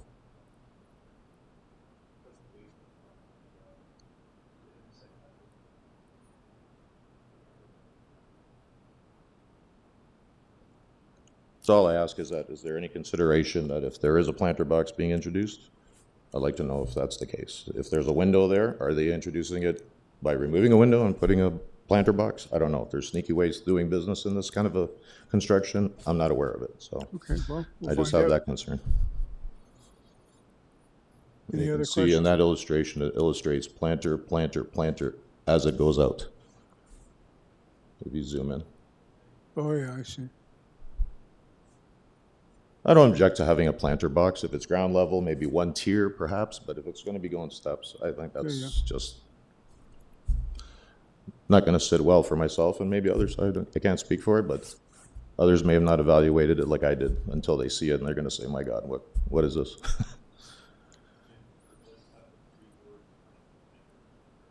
Correct.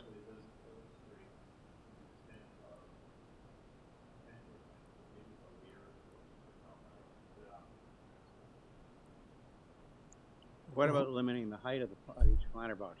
Your concern also is how high they. Well, I'm up to discussion with it, but nothing was ever been reviewed with the builder or the homeowner with me in terms of what could be compromised or what could be agreed upon that works for both of us. And I just feel by just throwing that out there in a revision for me to take a day off work and defend that, it's something that should have been communicated and I wouldn't have had to been here. Because at no point was I ever introduced a letter, intent, conversation, other than understanding that there is a development possibly going to be built until I got this notice to come to court, or sorry, court, to the city council here. Well, why don't we we'll see what Alexander says. Fair enough, thank you. Okay, thanks for raising this. Yeah, Thank you. and for taking a day off work. So Alexander? Hello, to answer Damien's question, there are no longer planter boxes. This is a site plan that most likely the CAD file couldn't delete that.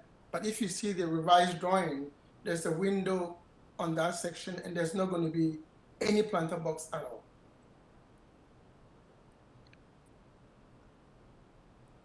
Could we ask that the site plan be revised to eliminate the planter boxes between 71 and 73, or?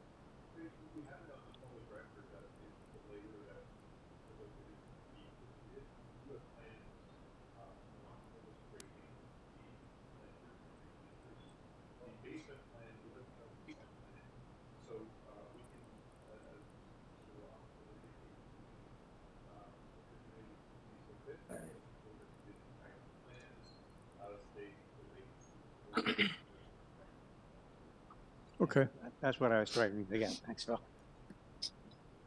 Okay, so folks, any final questions or comments from the agent? No one else to hear from? No one else, Mr. Chair. So I think we're ready for a motion. So I would move to approve the application subject to the condition there be no planter boxes in the front yard.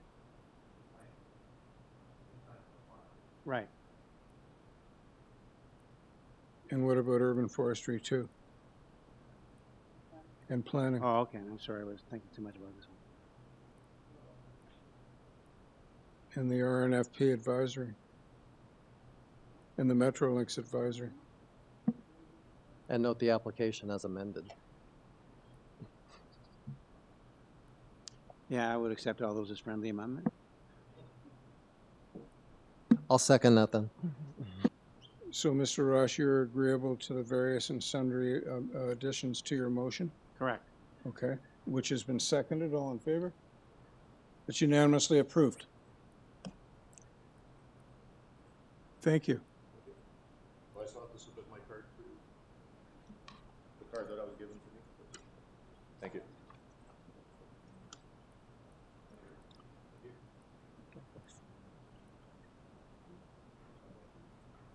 Moving on to item 13, 31 Donofree Road.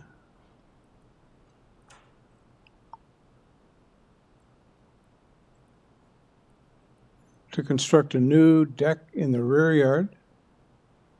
2 variances. We have a clearance from TRCA with a note that a permit from them is required. And we have Ravine and Natural Features Protection requesting condition 1. And a presentation was filed with this application. Panel, do we agree this is pretty straightforward, not requiring a presentation? Okay. Let's just see if that's all right with Patrick Rogers, the agent. Oh, owner. Is Mr. Rogers online? Morning, Chair and members of the committee. My name is Patrick Rogers, owner and resident of 31 DONOFREE Road. I appreciate your time today and no presentation required. Okay, so you're okay if we've got a question or two for you, we'll handle it that way? Of course. Yep, okay. So are there any questions or comments? None. And there's no one else either in the room or at home that wishes to speak to this? Correct, Mr. Chair. So we're ready for a motion. Mr. Chair, I will move to approve this application. I believe it satisfies the 4 tests. I believe there's an urban forestry condition. No. I have TRC, have no objection. Urban forestry. All right. The only condition is our NFP, condition 1. Yes. Okay. So TRCA condition. No, TRCA is not a condition. It's a notification that they require a permit from them, but we don't set TRCA conditions in our decisions. Ravine and Natural Features Protection, condition 1. Okay, is there a seconder for Ms. Popovic's motion? I'll second that. Mr. Dalton, thank you. All in favor? That's approved unanimously. Thank you, Mr. Rogers.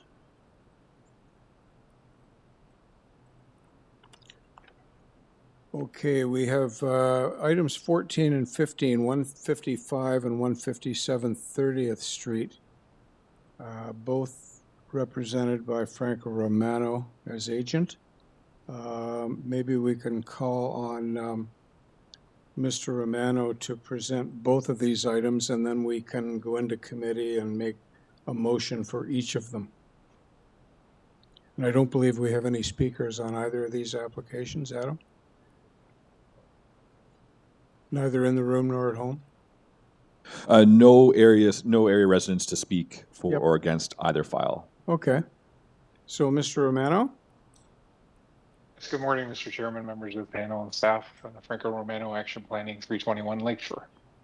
Okay, yeah, if you could present your 2 items, and we'll make 2 separate decisions, but I think you could present both to us. Yeah, if staff can bring up my presentation slides, please. That'd be much appreciated. They are en route. Subject land. Appreciate that. Thanks. Thanks very much. So the subject land involved 2 employment buildings. They were constructed in the 2018, and they were the subject of severance and minor variance applications in 2016, 2017 for the severance and to permit certain variances, mainly under the former Etobicoke zoning bylaw. What you'll see on these 2 air photographs, the top one is looking towards the east, and you'll see the subject lands basically in the middle, outlined in red.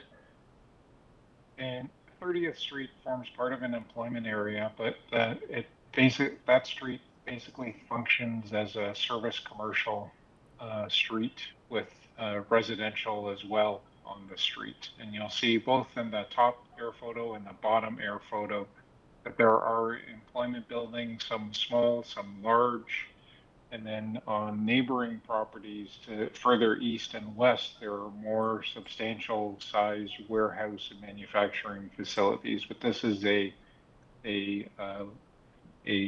light employment area.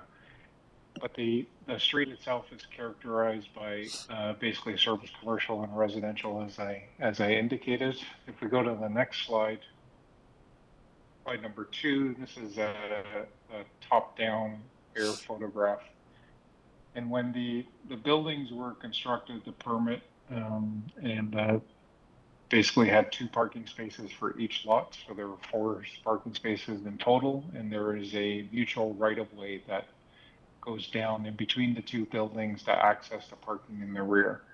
However, there's more than 2 parking spaces that could be facilitated on the property, and they're currently up to 10 spaces in the back. There is no parking variance that's required, and there's no parking supply that's required actually for the uses, whether permitted or proposed. You'll see on this air photograph that some of that service commercial that's located has an abundant supply of parking, both in the front and the rear, and you'll see that in that upper left component. In terms of the next slide, you'll see this is an air photograph overlaid with the zoning and the core employment official plan. And what I outlined there in yellow is location of at least residential properties. Some of these properties may have employment uses within them, but they present as residential properties. So those are all within the employment zoning and the employment official plan. So it is a bit of an unusual area that it's got, it's not homogeneous. It's not your typical employment location. I would say that this is an area where what is being proposed here in terms of personal service shop would fit in quite well and increase the amount of business and economic activity that occurs within and along 30th Street in particular, servicing not only the broader employment, but also the residential. And as it relates to what the existing zoning allows, I have a list there in bullet form. The existing zoning already allows certain uses that are not purely employment. And I would say that a personal service shop is very much in keeping with many of these uses, like the artist studio, body rub service, dry cleaning and laundry plant, pet services that allows for the grooming of domestic animals, a kennel, even outdoor patio and financial institutions are permitted. I note that planning staff have no objections. Economic Development Services also has no objections. And I think the one resident letter that submitted comment regarding parking, as I indicated, there is sufficient parking on the subject site. And this street is one where if you go to the street or any of these properties, you're going to see that sometimes there is a car that's parked on the street, but you're not allowed to park on the street. There is actually no parking permitted on the street. So those vehicles get moved off pretty quickly. I would submit that the proposal is minor in nature, and happy to receive any questions. Thank you, Mr. Chairman. Thank you, Mr. Romano. Panel, any questions or comments for Mr. Romano? And we don't have anyone registered to speak. Correct, Mr. Chair. Okay, so I think I'm going to invite a motion firstly for item 14, 155 30th Street. There are no conditions. There is a Metro Links advisory only.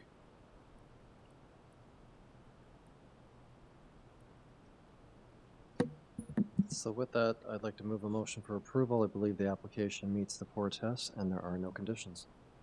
Thank you, Mr. Dalton. Is there a seconder for Mr. Dalton's motion? Oh, Ms. Ruddock, thank you. All in favor? That's unanimously approved. And now let's have a motion on item 15, 157 30th Street. Again, no conditions, Metro Links advisory.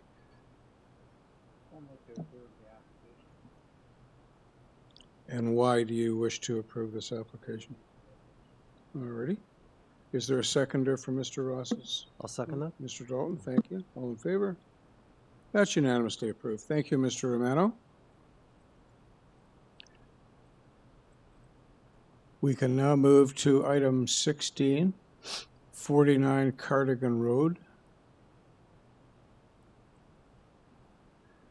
This item was deferred on August 29th, 2024 to provide an opportunity to consult with planning and concerned neighbors. The purpose is to construct a new detached dwelling with an attached garage and a deck in the rear yard. one variance. We have a transportation review condition and urban forestry condition 1. And we have a presentation. I think if you can make, this is pretty simple, but to give us the highlights. Sure. And your name and address first. Arash Beheshti, representing 49 Cardigan. Thank you, Mr. Chair, panel, and city staff. Sorry, your address? My personal address? No, your corporate address. 150 East Drive. 150 East Drive, correct. Thank you. That's my office. That's Thank good. you. Okay. The application is to do a new residential dwelling in an existing community in Etobicoke. Currently, we were just asking for, originally there was 5 minor variances that was associated with this file that we have consulted with the neighbors and reduced the number of variances to 1. The only variance currently we have going for us right now is the FSI, which maximum allowable is at 45, and we're currently sitting at 0.6. We've done a number of studies in the neighborhood, approximately over 620 minor variances in the current neighborhood, over 100 of them being over the 60% allowance, including the 10 that are currently in our immediate road. The unit's going to be a 2-level residential unit, with the basement being an entertainment area, main level being a kitchen and common area, upper level being private spaces, master bedroom, and additional auxiliary bedrooms. Our total variance is currently sitting at 0.6, and we have pulled out neighboring properties that currently are sitting at anywhere between 6.1, 4 doors down, neighboring right to the south of us at 55%, neighboring across the street sitting at 59%, diagonally across the street sitting at 61%. We've also done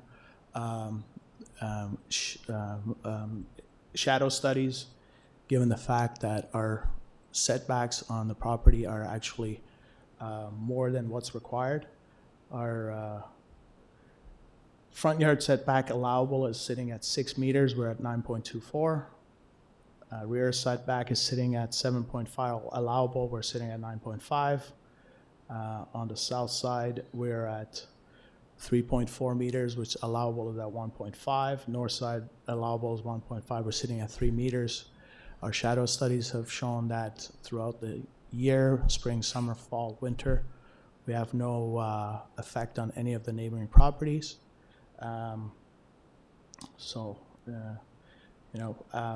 We have communicated with transportation in regards to relocating the driveway to the east side, and they are in support of it, with the mention of trimming of some of the hedge row that's currently in place. We've communicated with urban forestry and planning. We've met all the requirements. We have applied for a tree protection zone in regards to that. We've communicated with planning. They don't have any more further objection in regards to this application. And currently we've walked the community. We've discussed it with over 50 of our neighbors within our immediate block, our road, 1 road north, 1 road south. And we have 11 neighbors that have signed a petition supporting this application. We believe that we're not doing anything that's unprecedented. It's within the minor variance zone, and we should be getting the approval for this application. Okay, thank you. Just a couple of questions. Are you, I think you mentioned urban forestry. They have requested condition 1 with respect to a city-owned tree. Correct. In the event of approval, would you be okay with a condition attached to that effect? Absolutely. And secondly, you mentioned that transportation wanted you to trim the hedges. Correct. They want you to remove them. Well, that's It's where not a trim, it's a, it's a battle between a big battle between forestry and transportation. it says remove all hedges and any other obstructions higher than 1.05 meters within sight triangle of new driveway. We have no problem doing that, but urban forestry has requested for that hedgerow to remain in place. So we can trim it down to the 1.5, I Well, believe. in the event of approval, we would likely impose both conditions and leave it up to you to sort out the agency differences. Will do. Okay? So, are there any questions or comments before we move to a motion? Okay, then let's make a decision.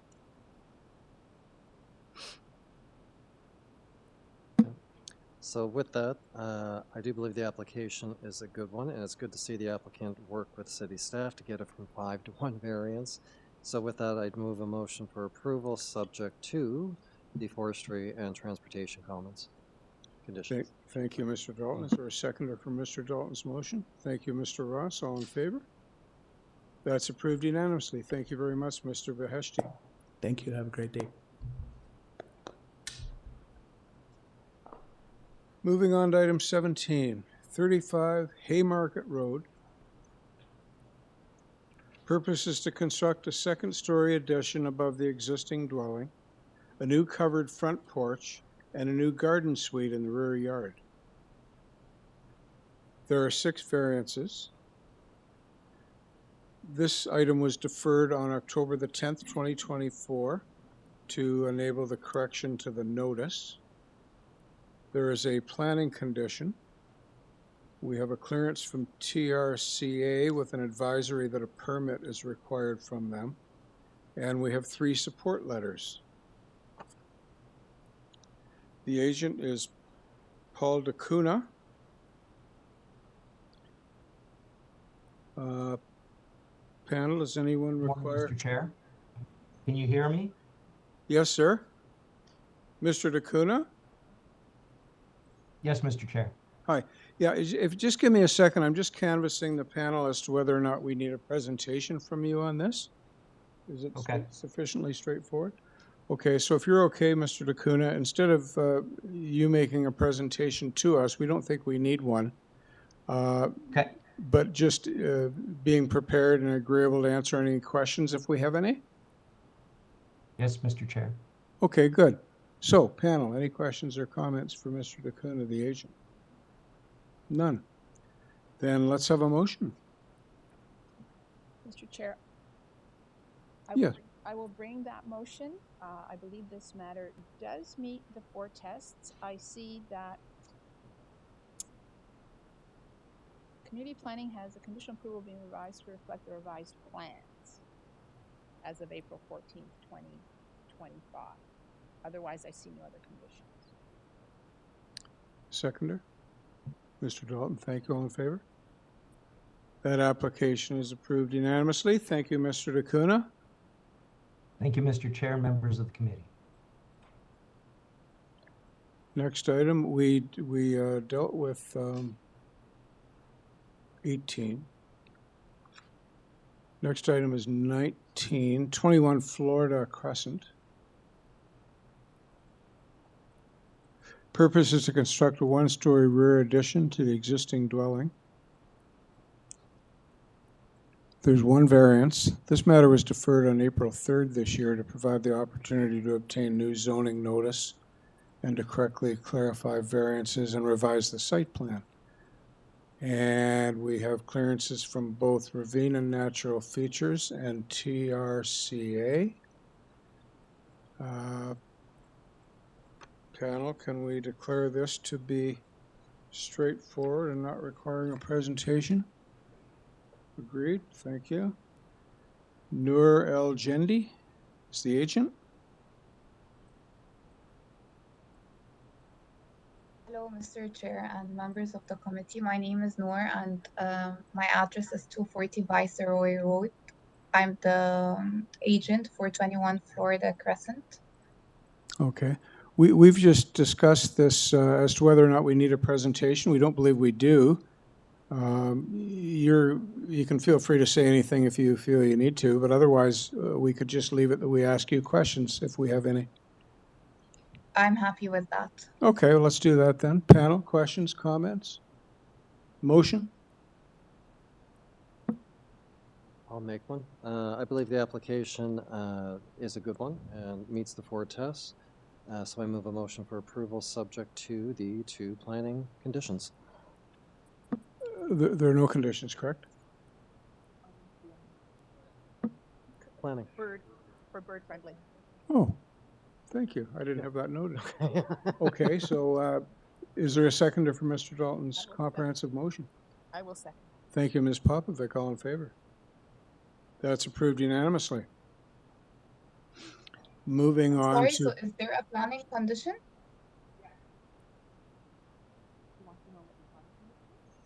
Oh, Bill, could you cite the planning condition to her? She doesn't seem to be aware of it either. Oh, are you aware of the planning conditions? No. Oh, No, I don't think I'm aware of the planning condition. They have a memo dated March 18th, 2025, noting that if approved to be subject to 2 conditions, and both conditions pertain to bird-friendly glass that has to be used. Yes, I received that in March. Yes, that's correct. Yeah. Okay, that's fine. I'm good with that. Thank you very much. Those, yep. So you're good with those, right? Yes, thank you. Perfect. Thank you. I'm glad you are, because the decision's already made. Okay, moving on to item 20, 22 Edenbrook Hill. Purpose is to construct a second-story addition above the existing dwelling and to extend the existing rear yard deck along the rear wall of the dwelling. There are 3 variances. This matter was deferred on March 20th of this year to provide the opportunity to consult with urban forestry. Since then, and before us now, we have urban forestry condition 2. We have 3 conditions from community planning, and we have a clearance from TRCA. Panel, do we need a presentation on this matter? Nope. Stephen Giordano, agent. Good afternoon. Hi, members of the committee and Mr. Chair. Stephen Giordano here. Address is 602 Winona Drive, Toronto, Ontario. I'm here on behalf of the homeowners for 22 Edenbrook Hill. Okay, and we've just been discussing, and perhaps you heard, we don't really require a presentation. This is a straightforward matter. Would you be okay with entertaining any questions that we may have in lieu of making a presentation? Yes, absolutely. Okay, then let's do that. Panel, questions? Comments? Yeah, just to be careful this time. So you're aware of the planning and the forestry conditions? Yes, the bird-friendly conditions and the forestry was for the tree injury permit, I believe. Yep. And you're good with those, right? Yeah, no problem. Good, thank you. Yes, of course. Okay, thank you. Good question. Good answer. Can we have a motion? Sure, I'll make one. So based on that, I'll move a motion for approval, as I believe the application meets the 4 tests, subject to the planning and forestry conditions. Thank you, Mr. Dalton. Is there a seconder from Ms. Popovic? Yes, Thank you very much. All in favor? That item is unanimously approved. Thank you very much. No one in the room. Good. Sorry, I haven't been asking about interest. It's okay. No one's in the room. I know you. And I will interrupt. We do have an interested party for item number 22 when we get there. That's For 22. which is the last one. We're on 21 now. We have a speaker that isn't on this list. Correct. And there's nobody for 21? Correct. Okay, let me just read up on 21 here.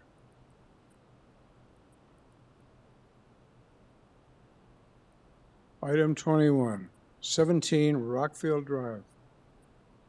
Purpose is to construct a new detached dwelling with an attached garage. There are 4 variances. We have a various array of conditions requested by urban forestry, depending on what correspondence item from them that you read. This item was deferred April 3rd this year to provide the applicant with an opportunity to correctly identify variances and provide proper notice. And we have an opposition letter from the immediate neighbor, number 15, who is not registered to speak. But maybe we can ask Mr. Shakari to speak to that letter of opposition just very briefly. Mr. Shakari? Adi Shakari, 326 Shepherd Avenue East, for the record. Good morning. Yes, I noticed there is a letter of objection from the neighbor. I read through it. I didn't see any planning merit on any of the comments, but if you'll be so kind as to point out any comment that might have planning merit, I'd be more than glad to elaborate. Okay. Panel, any questions for Mr. Shakari? Okay, Mr. Shakari, are you aware of an okay with Urban Forestry has requested variously their conditions, 1, regarding a city-owned tree, and 2, regarding a private tree? Would you be okay in the event of approval if we imposed those 2 Urban Forestry conditions? Absolutely, sir. I'm aware of that, and by all means, it's fine. Okay. So can we have a motion?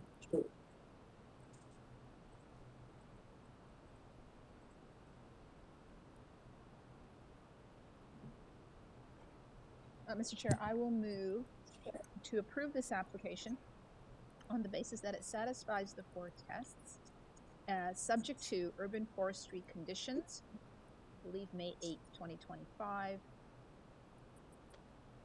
and those are the only conditions. Yep. Seconder, Ms. Popovic's motion. I'll second that. Mr. Dalton, thank you. All in favor? That item is approved unanimously. Last but not least, item 22, 65 Burnhamthorpe Crescent. I'm trying to get my additional information here. This is a consent application and 2 minor variance applications, 1 for each of the proposed parts. The agent is Alexander Overholt. Mr. Overholt?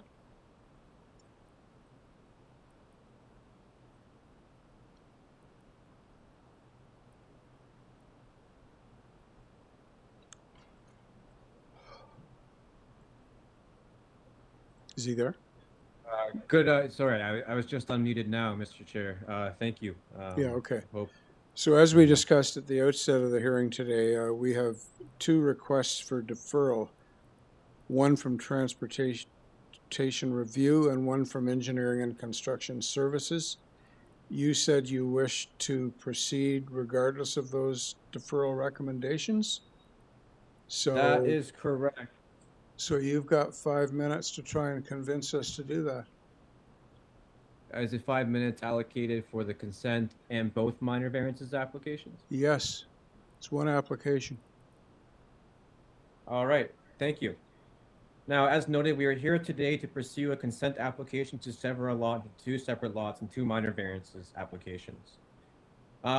Before I begin my presentation, I believe some housekeeping is required. Our application was originally submitted with the use of a zoning waiver. Prior to the submission deadline, a zoning review was formally completed by the zoning department and a revised zoning notice was submitted. I wanted to make known that this zoning notice has removed 1 variance and has altered another variance. Are we able to make that change before I proceed with the rest of my presentation?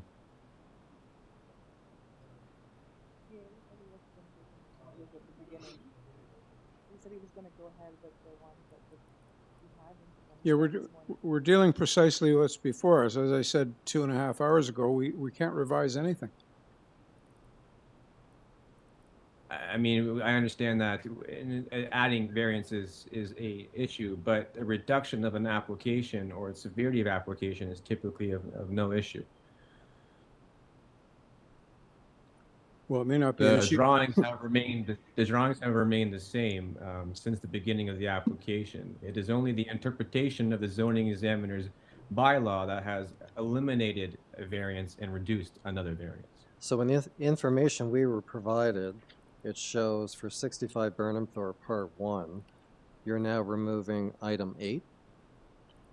Correct? Correct. Well, what are you amending? That is correct. The design, again, the design is still consistent. It's the understanding of the bylaw from the zoning examiner's perspective, which has eliminated the variance. Our original application was submitted with the use of a zoning waiver, which we then pursued the a zoning review with the zoning department quickly after, which was completed prior to the deadline.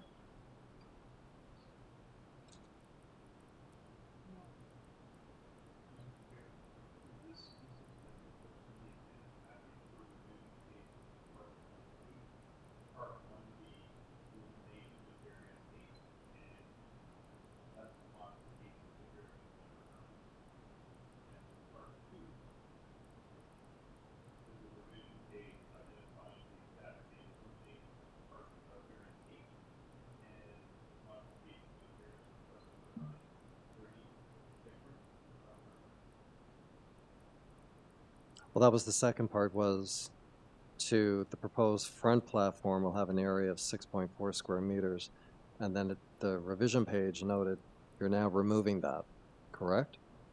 For both? That is correct, yes. For both part So one and those part are two. the revisions you're making as a result of the zoning review that was done, right?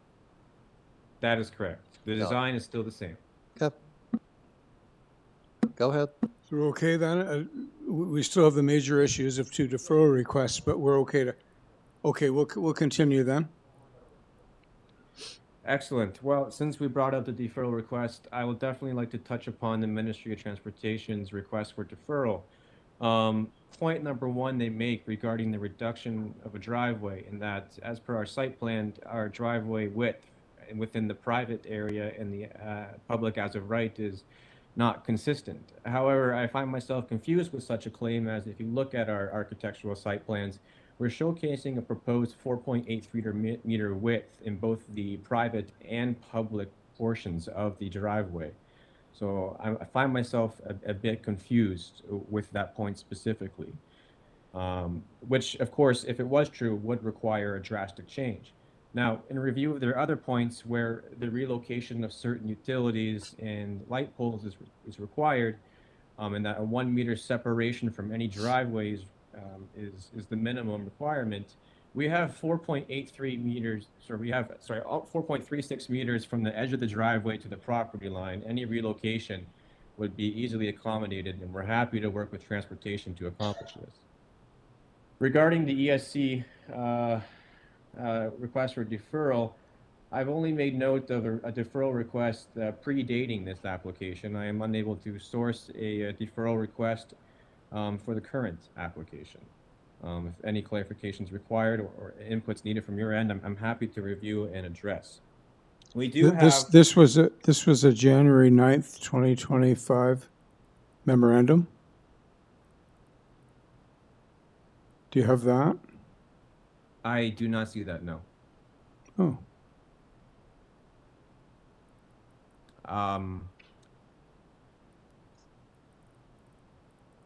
On that topic, I mean, we have 8 variances, 1 of them associated with the lot frontage and 7 of them associated with the dwellings themselves. For the consent application, we are proposing a front yard, or a frontage of 10.67 meters when the requirement is 13.5 meters.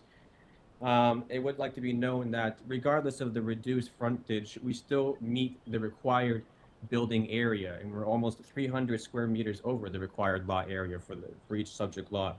Additionally, looking at the adjacent frontage of 67 Burnhamthorpe, our frontage is quite similar, if not slightly larger.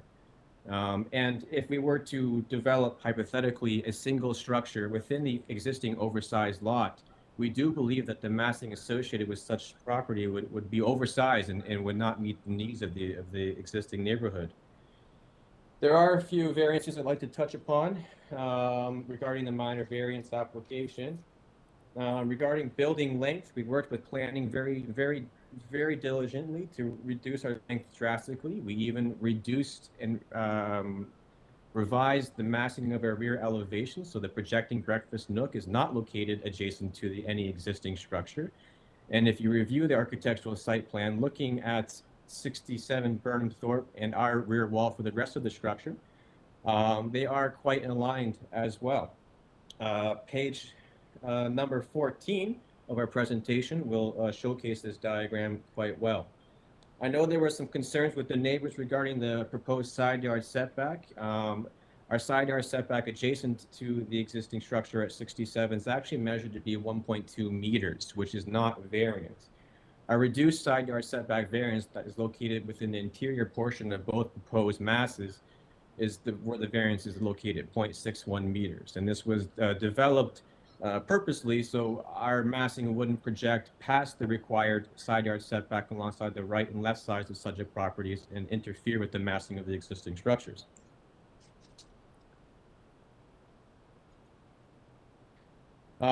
If building height and main wall height is always a concern in these committee of adjustment applications. If you look at page 19. Okay, sir, you're down to like 10 seconds. Yes, page 19 refers to some comparable materials of existing committee of applications that were supported in the area, and page 20 shows some comparables for the main wall height in the area as well. Okay, your time's up now. Panel, any questions or comments before we... Yeah, so I'm still not clear, though, how you're addressing the three conditions from transportation as well. You didn't touch on any of the forestry comments and how and if those points have been addressed or resolved. Can you advise on the status of those? Most happy to. So upon receiving the notice from Urban Forestry, I had a call with the supervisor, Max Dita, regarding as to why condition number 5 was imposed into our property. He made reference that in part 1, towards the rear of our proposed development, there is a tree recommending to be removed. I have spoken with him, I have addressed this issue, and he says as long as we can make modifications to the construction methodology of the rear deck, he has no concerns regarding the health or removal of the tree, and he will happily support an injury to that rear tree. Okay, thank you. And what about the transportation comments? Regarding the transportation comments, again, comment number 1 that discusses the width of the driveway being inconsistent within the public and private areas. I struggle to find that inconsistency. As per our architectural site plan, we have a straight driveway of 4.83 meters that is consistent on both sides of the property, both public and private. And in certain scenarios where we do have to relocate the existing hydro poles or light poles or any other utilities, we have had much success in working with that subject department during the permitting process to find a proper spot to relocate these utilities. In addition, our driveway is not a variance as well associated with the bylaw. And we're happy to work with transportation to find a suitable spot for the new light pole and hydro box. We do believe that the interior yards, because there's so much width between the subject driveway and the property line, will be a suitable location for these utilities to be relocated. Okay, that's good to hear, but have you had any discussion with transportation staff on this? Because to address their comment, you should have already submitted revised drawings with all this on it, because that's what they were looking for. So has that been done? Yes, that has not been done. Okay, thank you. Okay, I believe, Adam, we have an interested party online. We do, Mr. Chair. I'll go unmute them now. And Sorry, just before we do that, any other questions or comments? Okay, so let's hear from whoever we're going to... Andrew, go ahead with your name and your address. Yes, sir. Thank you. And thank you to the committee to allow me to speak today. I'm Andrew Grovestein, along with my wife, Lita. We own and live at 67 Burnhamthorpe Crescent, along with our 2 children since 2005. I thank you for allowing me to speak today. Very quickly, our house is 100 years old and was built 12 inches from the property line of the applicants. And we are the adjacent property of 65 Burnhamthorpe Crescent Part 2. Let me first say that we are in support of dividing the property of 65 Burnhamthorpe Crescent into two equal undersized parcels. The way they end up, they are basically like our lot, where they are essentially bowling alleys, very narrow and very long. However, we object to the significant variances for the proposed dwellings. We have outlined in our letter of objection submitted to the committee on April 25th a multitude of safety, visual, and practical issues. Of equal importance, just this morning, the Committee of Adjustments heard the unwillingness of the applicant to work with city planners over their objections to the variances.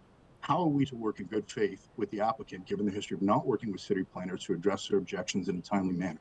I question the integrity. As outlined in our letter of objection, the applicant is asking for large variance for all three dimensions of the new dwellings: the height, the width, and the length. The applicant has taken the time to put together a very eloquent community presentation submitted to the committee on May 9th. Contained within the presentation, it shows all the variances approved within the surrounding community over the past approximately 10 years. And they claim that they are similar in nature to the variances they are seeking approval for today. My question is, how many of those approved variances cited in their presentation applied for variances for all three dimensions of the dwelling? They have shown many approved variances for each applicant for either the height, the width, or the length. And sure, when taken in isolation, a variance for one of the three dimensions should have merit. But they failed to show the variances approved in the past 10 years for dwelling variances approved for all three dimensions and with an adjacent home 12 inches from the proposed property line. Why is that? Well, it's because there has been no committee approvals for significant variances for all three dimensions. The applicant's presentation is at best ingenuine and at worst purposely misleading. None of the approved variances in their presentations were approved to build an oversized mansion on an undersized lot. In part 2 of the application, the owner has proposed a new dwelling be touching our house at the roof line. They have the proposed new dwelling so close to our house that the side of our house will be inaccessible. What was failed to be mentioned in their application is that our house is less than 12 inches from the property line, and the applicant is asking for a side lot variance approval that, if approved, would be less than 36 inches from our house at the ground and overlapping at the roof lines. Not to mention the length and the height variance requested, combined with natural gas venting from both houses, would make a safety issue, given that carbon monoxide from natural gas appliances cannot dissipate in the close, stale area. They have applied to hang a huge air conditioning unit off their second floor because there's not enough space to place them on the ground between our two houses. The air conditioning units are directly adjacent and will be 8 inches off our bedroom and hallway windows. How are we to sleep with the noise from them, and how are we to have external ventilation if we open a window and the hot, compressed, humid air from the exhaust of those air conditioning units are blowing right into our open windows? We also cite a multitude of additional safety issues in our letter of objection, including our wood-burning chimney is venting directly upon their second and third floor wood balconies, noxious gases not being able to dissipate, and given the closeness of our houses, the side yard, or lack thereof, will be permanently damp and our house will be susceptible to wood and brick rot, and will be a breeding ground for black mold. Given the three-story nature of this home, of which there are none on Burnhamthorpe Crescent, we will have no sunlight out of our 6 side windows. And we asked the applicant why they have placed 3 side windows on their design, one looking directly into our bathroom. What is the purpose of those 3 windows serving? The proposal does not meet any of the city's standards for variance approvals. These are all major variances in and of themselves, and when taken holistically, they are a significant safety issue. The proposal is not desirable for the appropriate development or land use. The intent of the city's zoning code and bylaws are not maintained as they put the 67 Burnhamthorpe and 65 Burnhamthorpe Crescent residents in peril.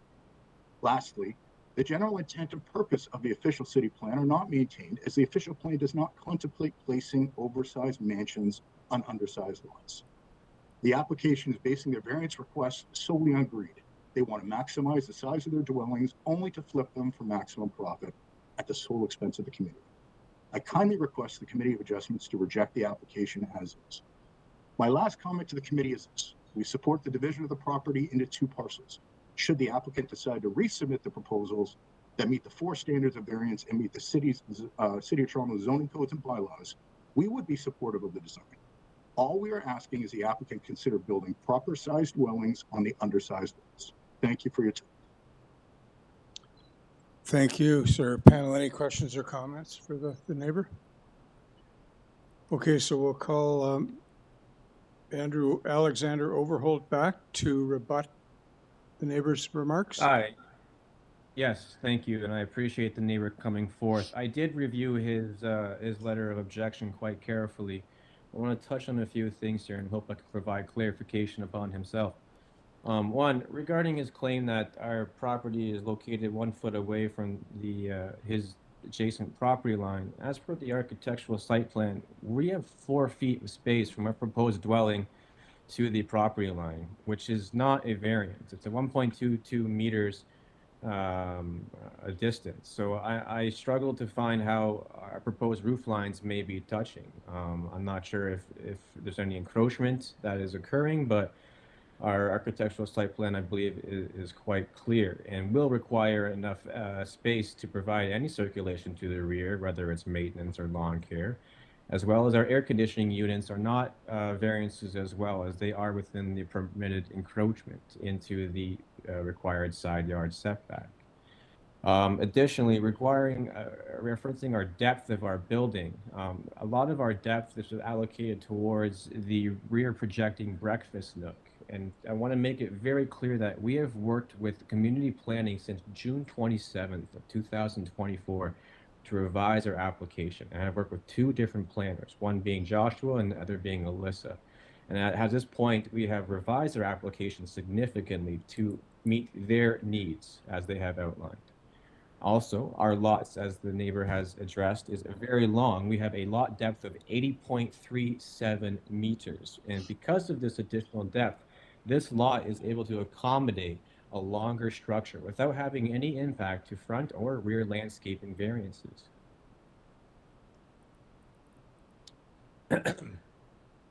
Sorry, just catching my breath.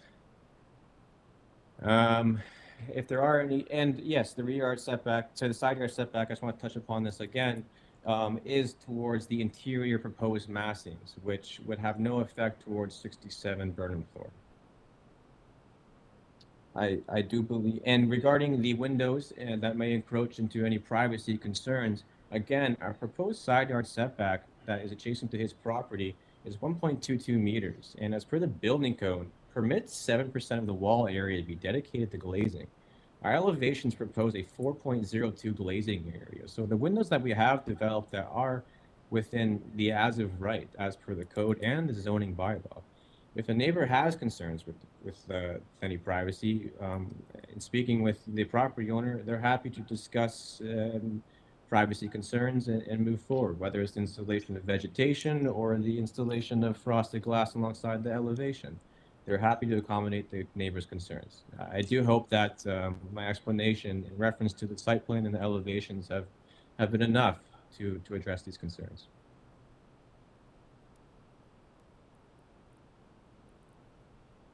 Okay, is that it? Yes, thank you. Okay, thank you. Panel, any questions or comments for Mr. Overholt? I'll just ask you a couple of questions. Are you familiar with an okay with urban forestry requesting conditions 1, 2, and 3? Yes. You're okay with them? Yes, sir. And are you familiar with an okay with Heritage Planning's request for 4 conditions of approval? 100%, not a problem at all. Okay. We completely understand the significance of the lot and the archaeological potential, and we're happy to accommodate the requests. Okay. Alrighty, thank you. So let's go into committee. I think I wouldn't mind just having a little discussion on this one. I took a look at these 2 deferral requests. Development engineering, I think it's a typo. I don't think they mean defer. I think they mean approve subject to conditions. Because they don't usually communicate with us this way. When they said it all, you can't defer subject to conditions. They're very explicit conditions. So I guess in their lexicon, they mean, yeah, defer. It's not going to get approved until these conditions, but they don't mean defer a decision. I don't believe. And I'll throw out, and I can be challenged on this, but I'm thinking similarly that with transportation, should we proceed to approve, and I'm not presuming that, but if we do, again, could we not approve subject to their conditions? If they're not happy with this driveway width issue, they can hang their hat on this condition. The way I read, Mr.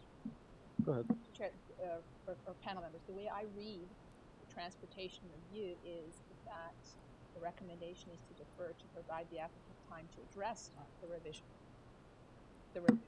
And in addressing that, it may or may not result in the variances being changed or another variance being need to be requested. That's why it's putting the cart before the horse, as far as I'm concerned. Yeah.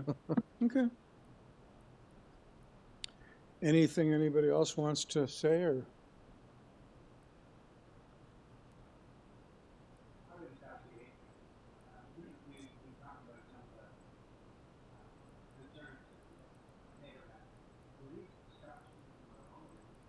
We're in committee. You can't ask questions.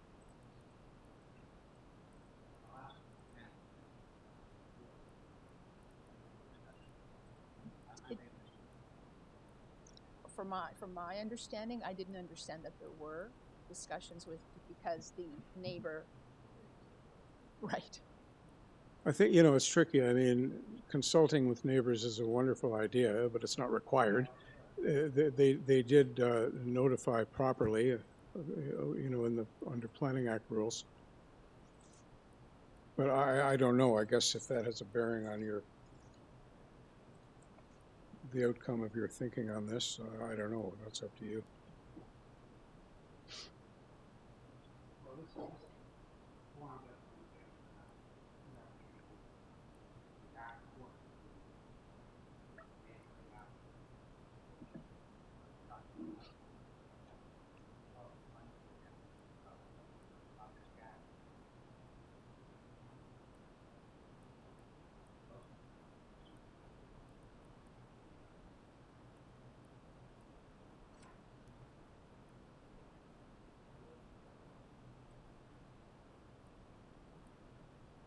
So if we have nothing else to say, are we ready to consider a motion on the 3 applications? 1 for consent, 2 for minor variance.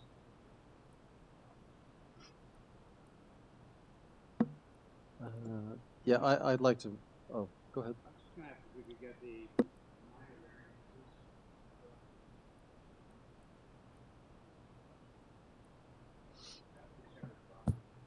We'll have them up for you in a moment, Member Ross.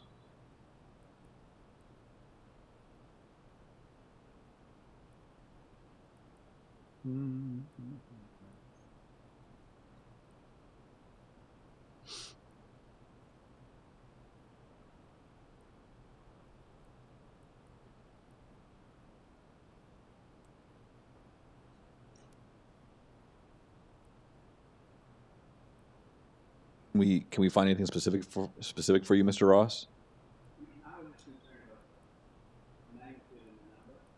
What in particular? That's the consent we have. Okay, there's the variance.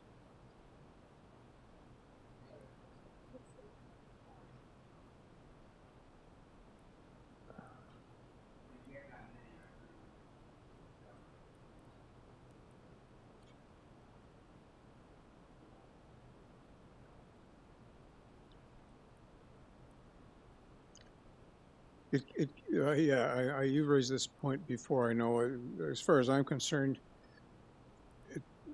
the number of variances is not nearly as important as the impact of each and every variance. In other words, if you've got 9 variances and you're totally satisfied that each and every one of them is minor, I don't care that there's 9. No, that's true.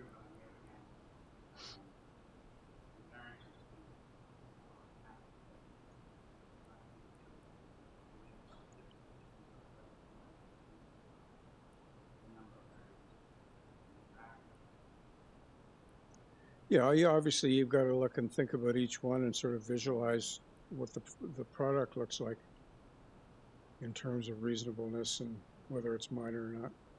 The January memo from planning identified concerns with the variances. They didn't feel that they were consistent with the floor test. But they, The planning memo Planning from January 10th, 2025. but they didn't comment on this new one. I don't think there was any indication that the concerns would be addressed. Philip, would planning assume we would give weight to their 5-month-old comment, and not just say we still want to?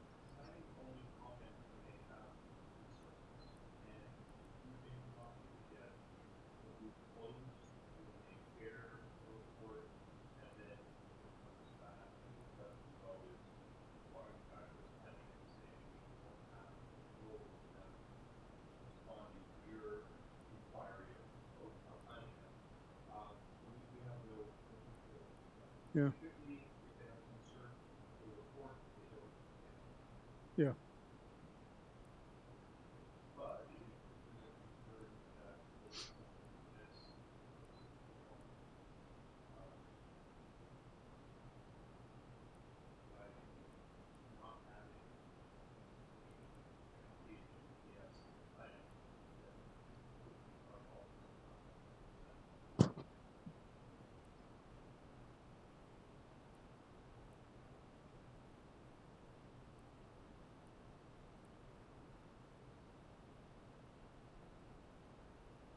No, I guess when I get it, individual variance may be that minor.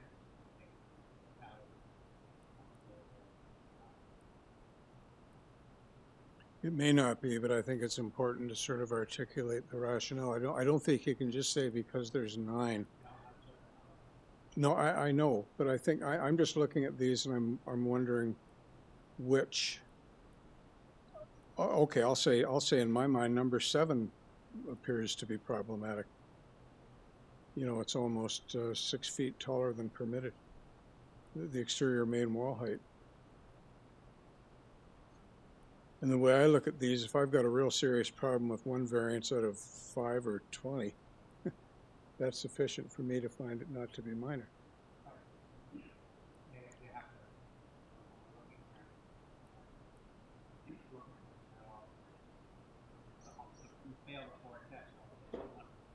Mm-hmm.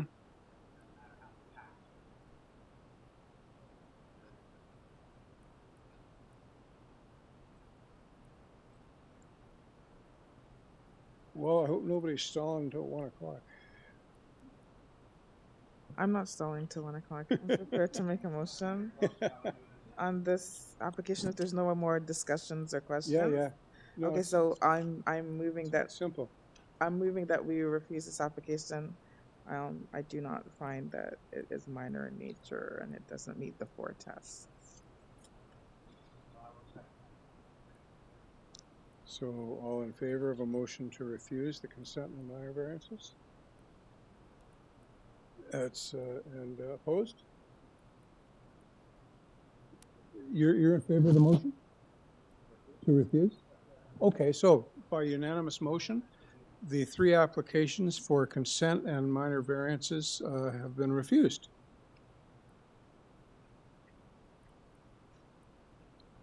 So, last motion, Mr. Chair. Move to adjourn.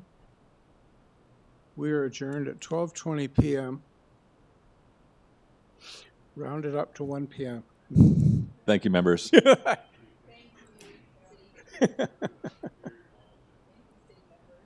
Yeah, it was. It was, yeah.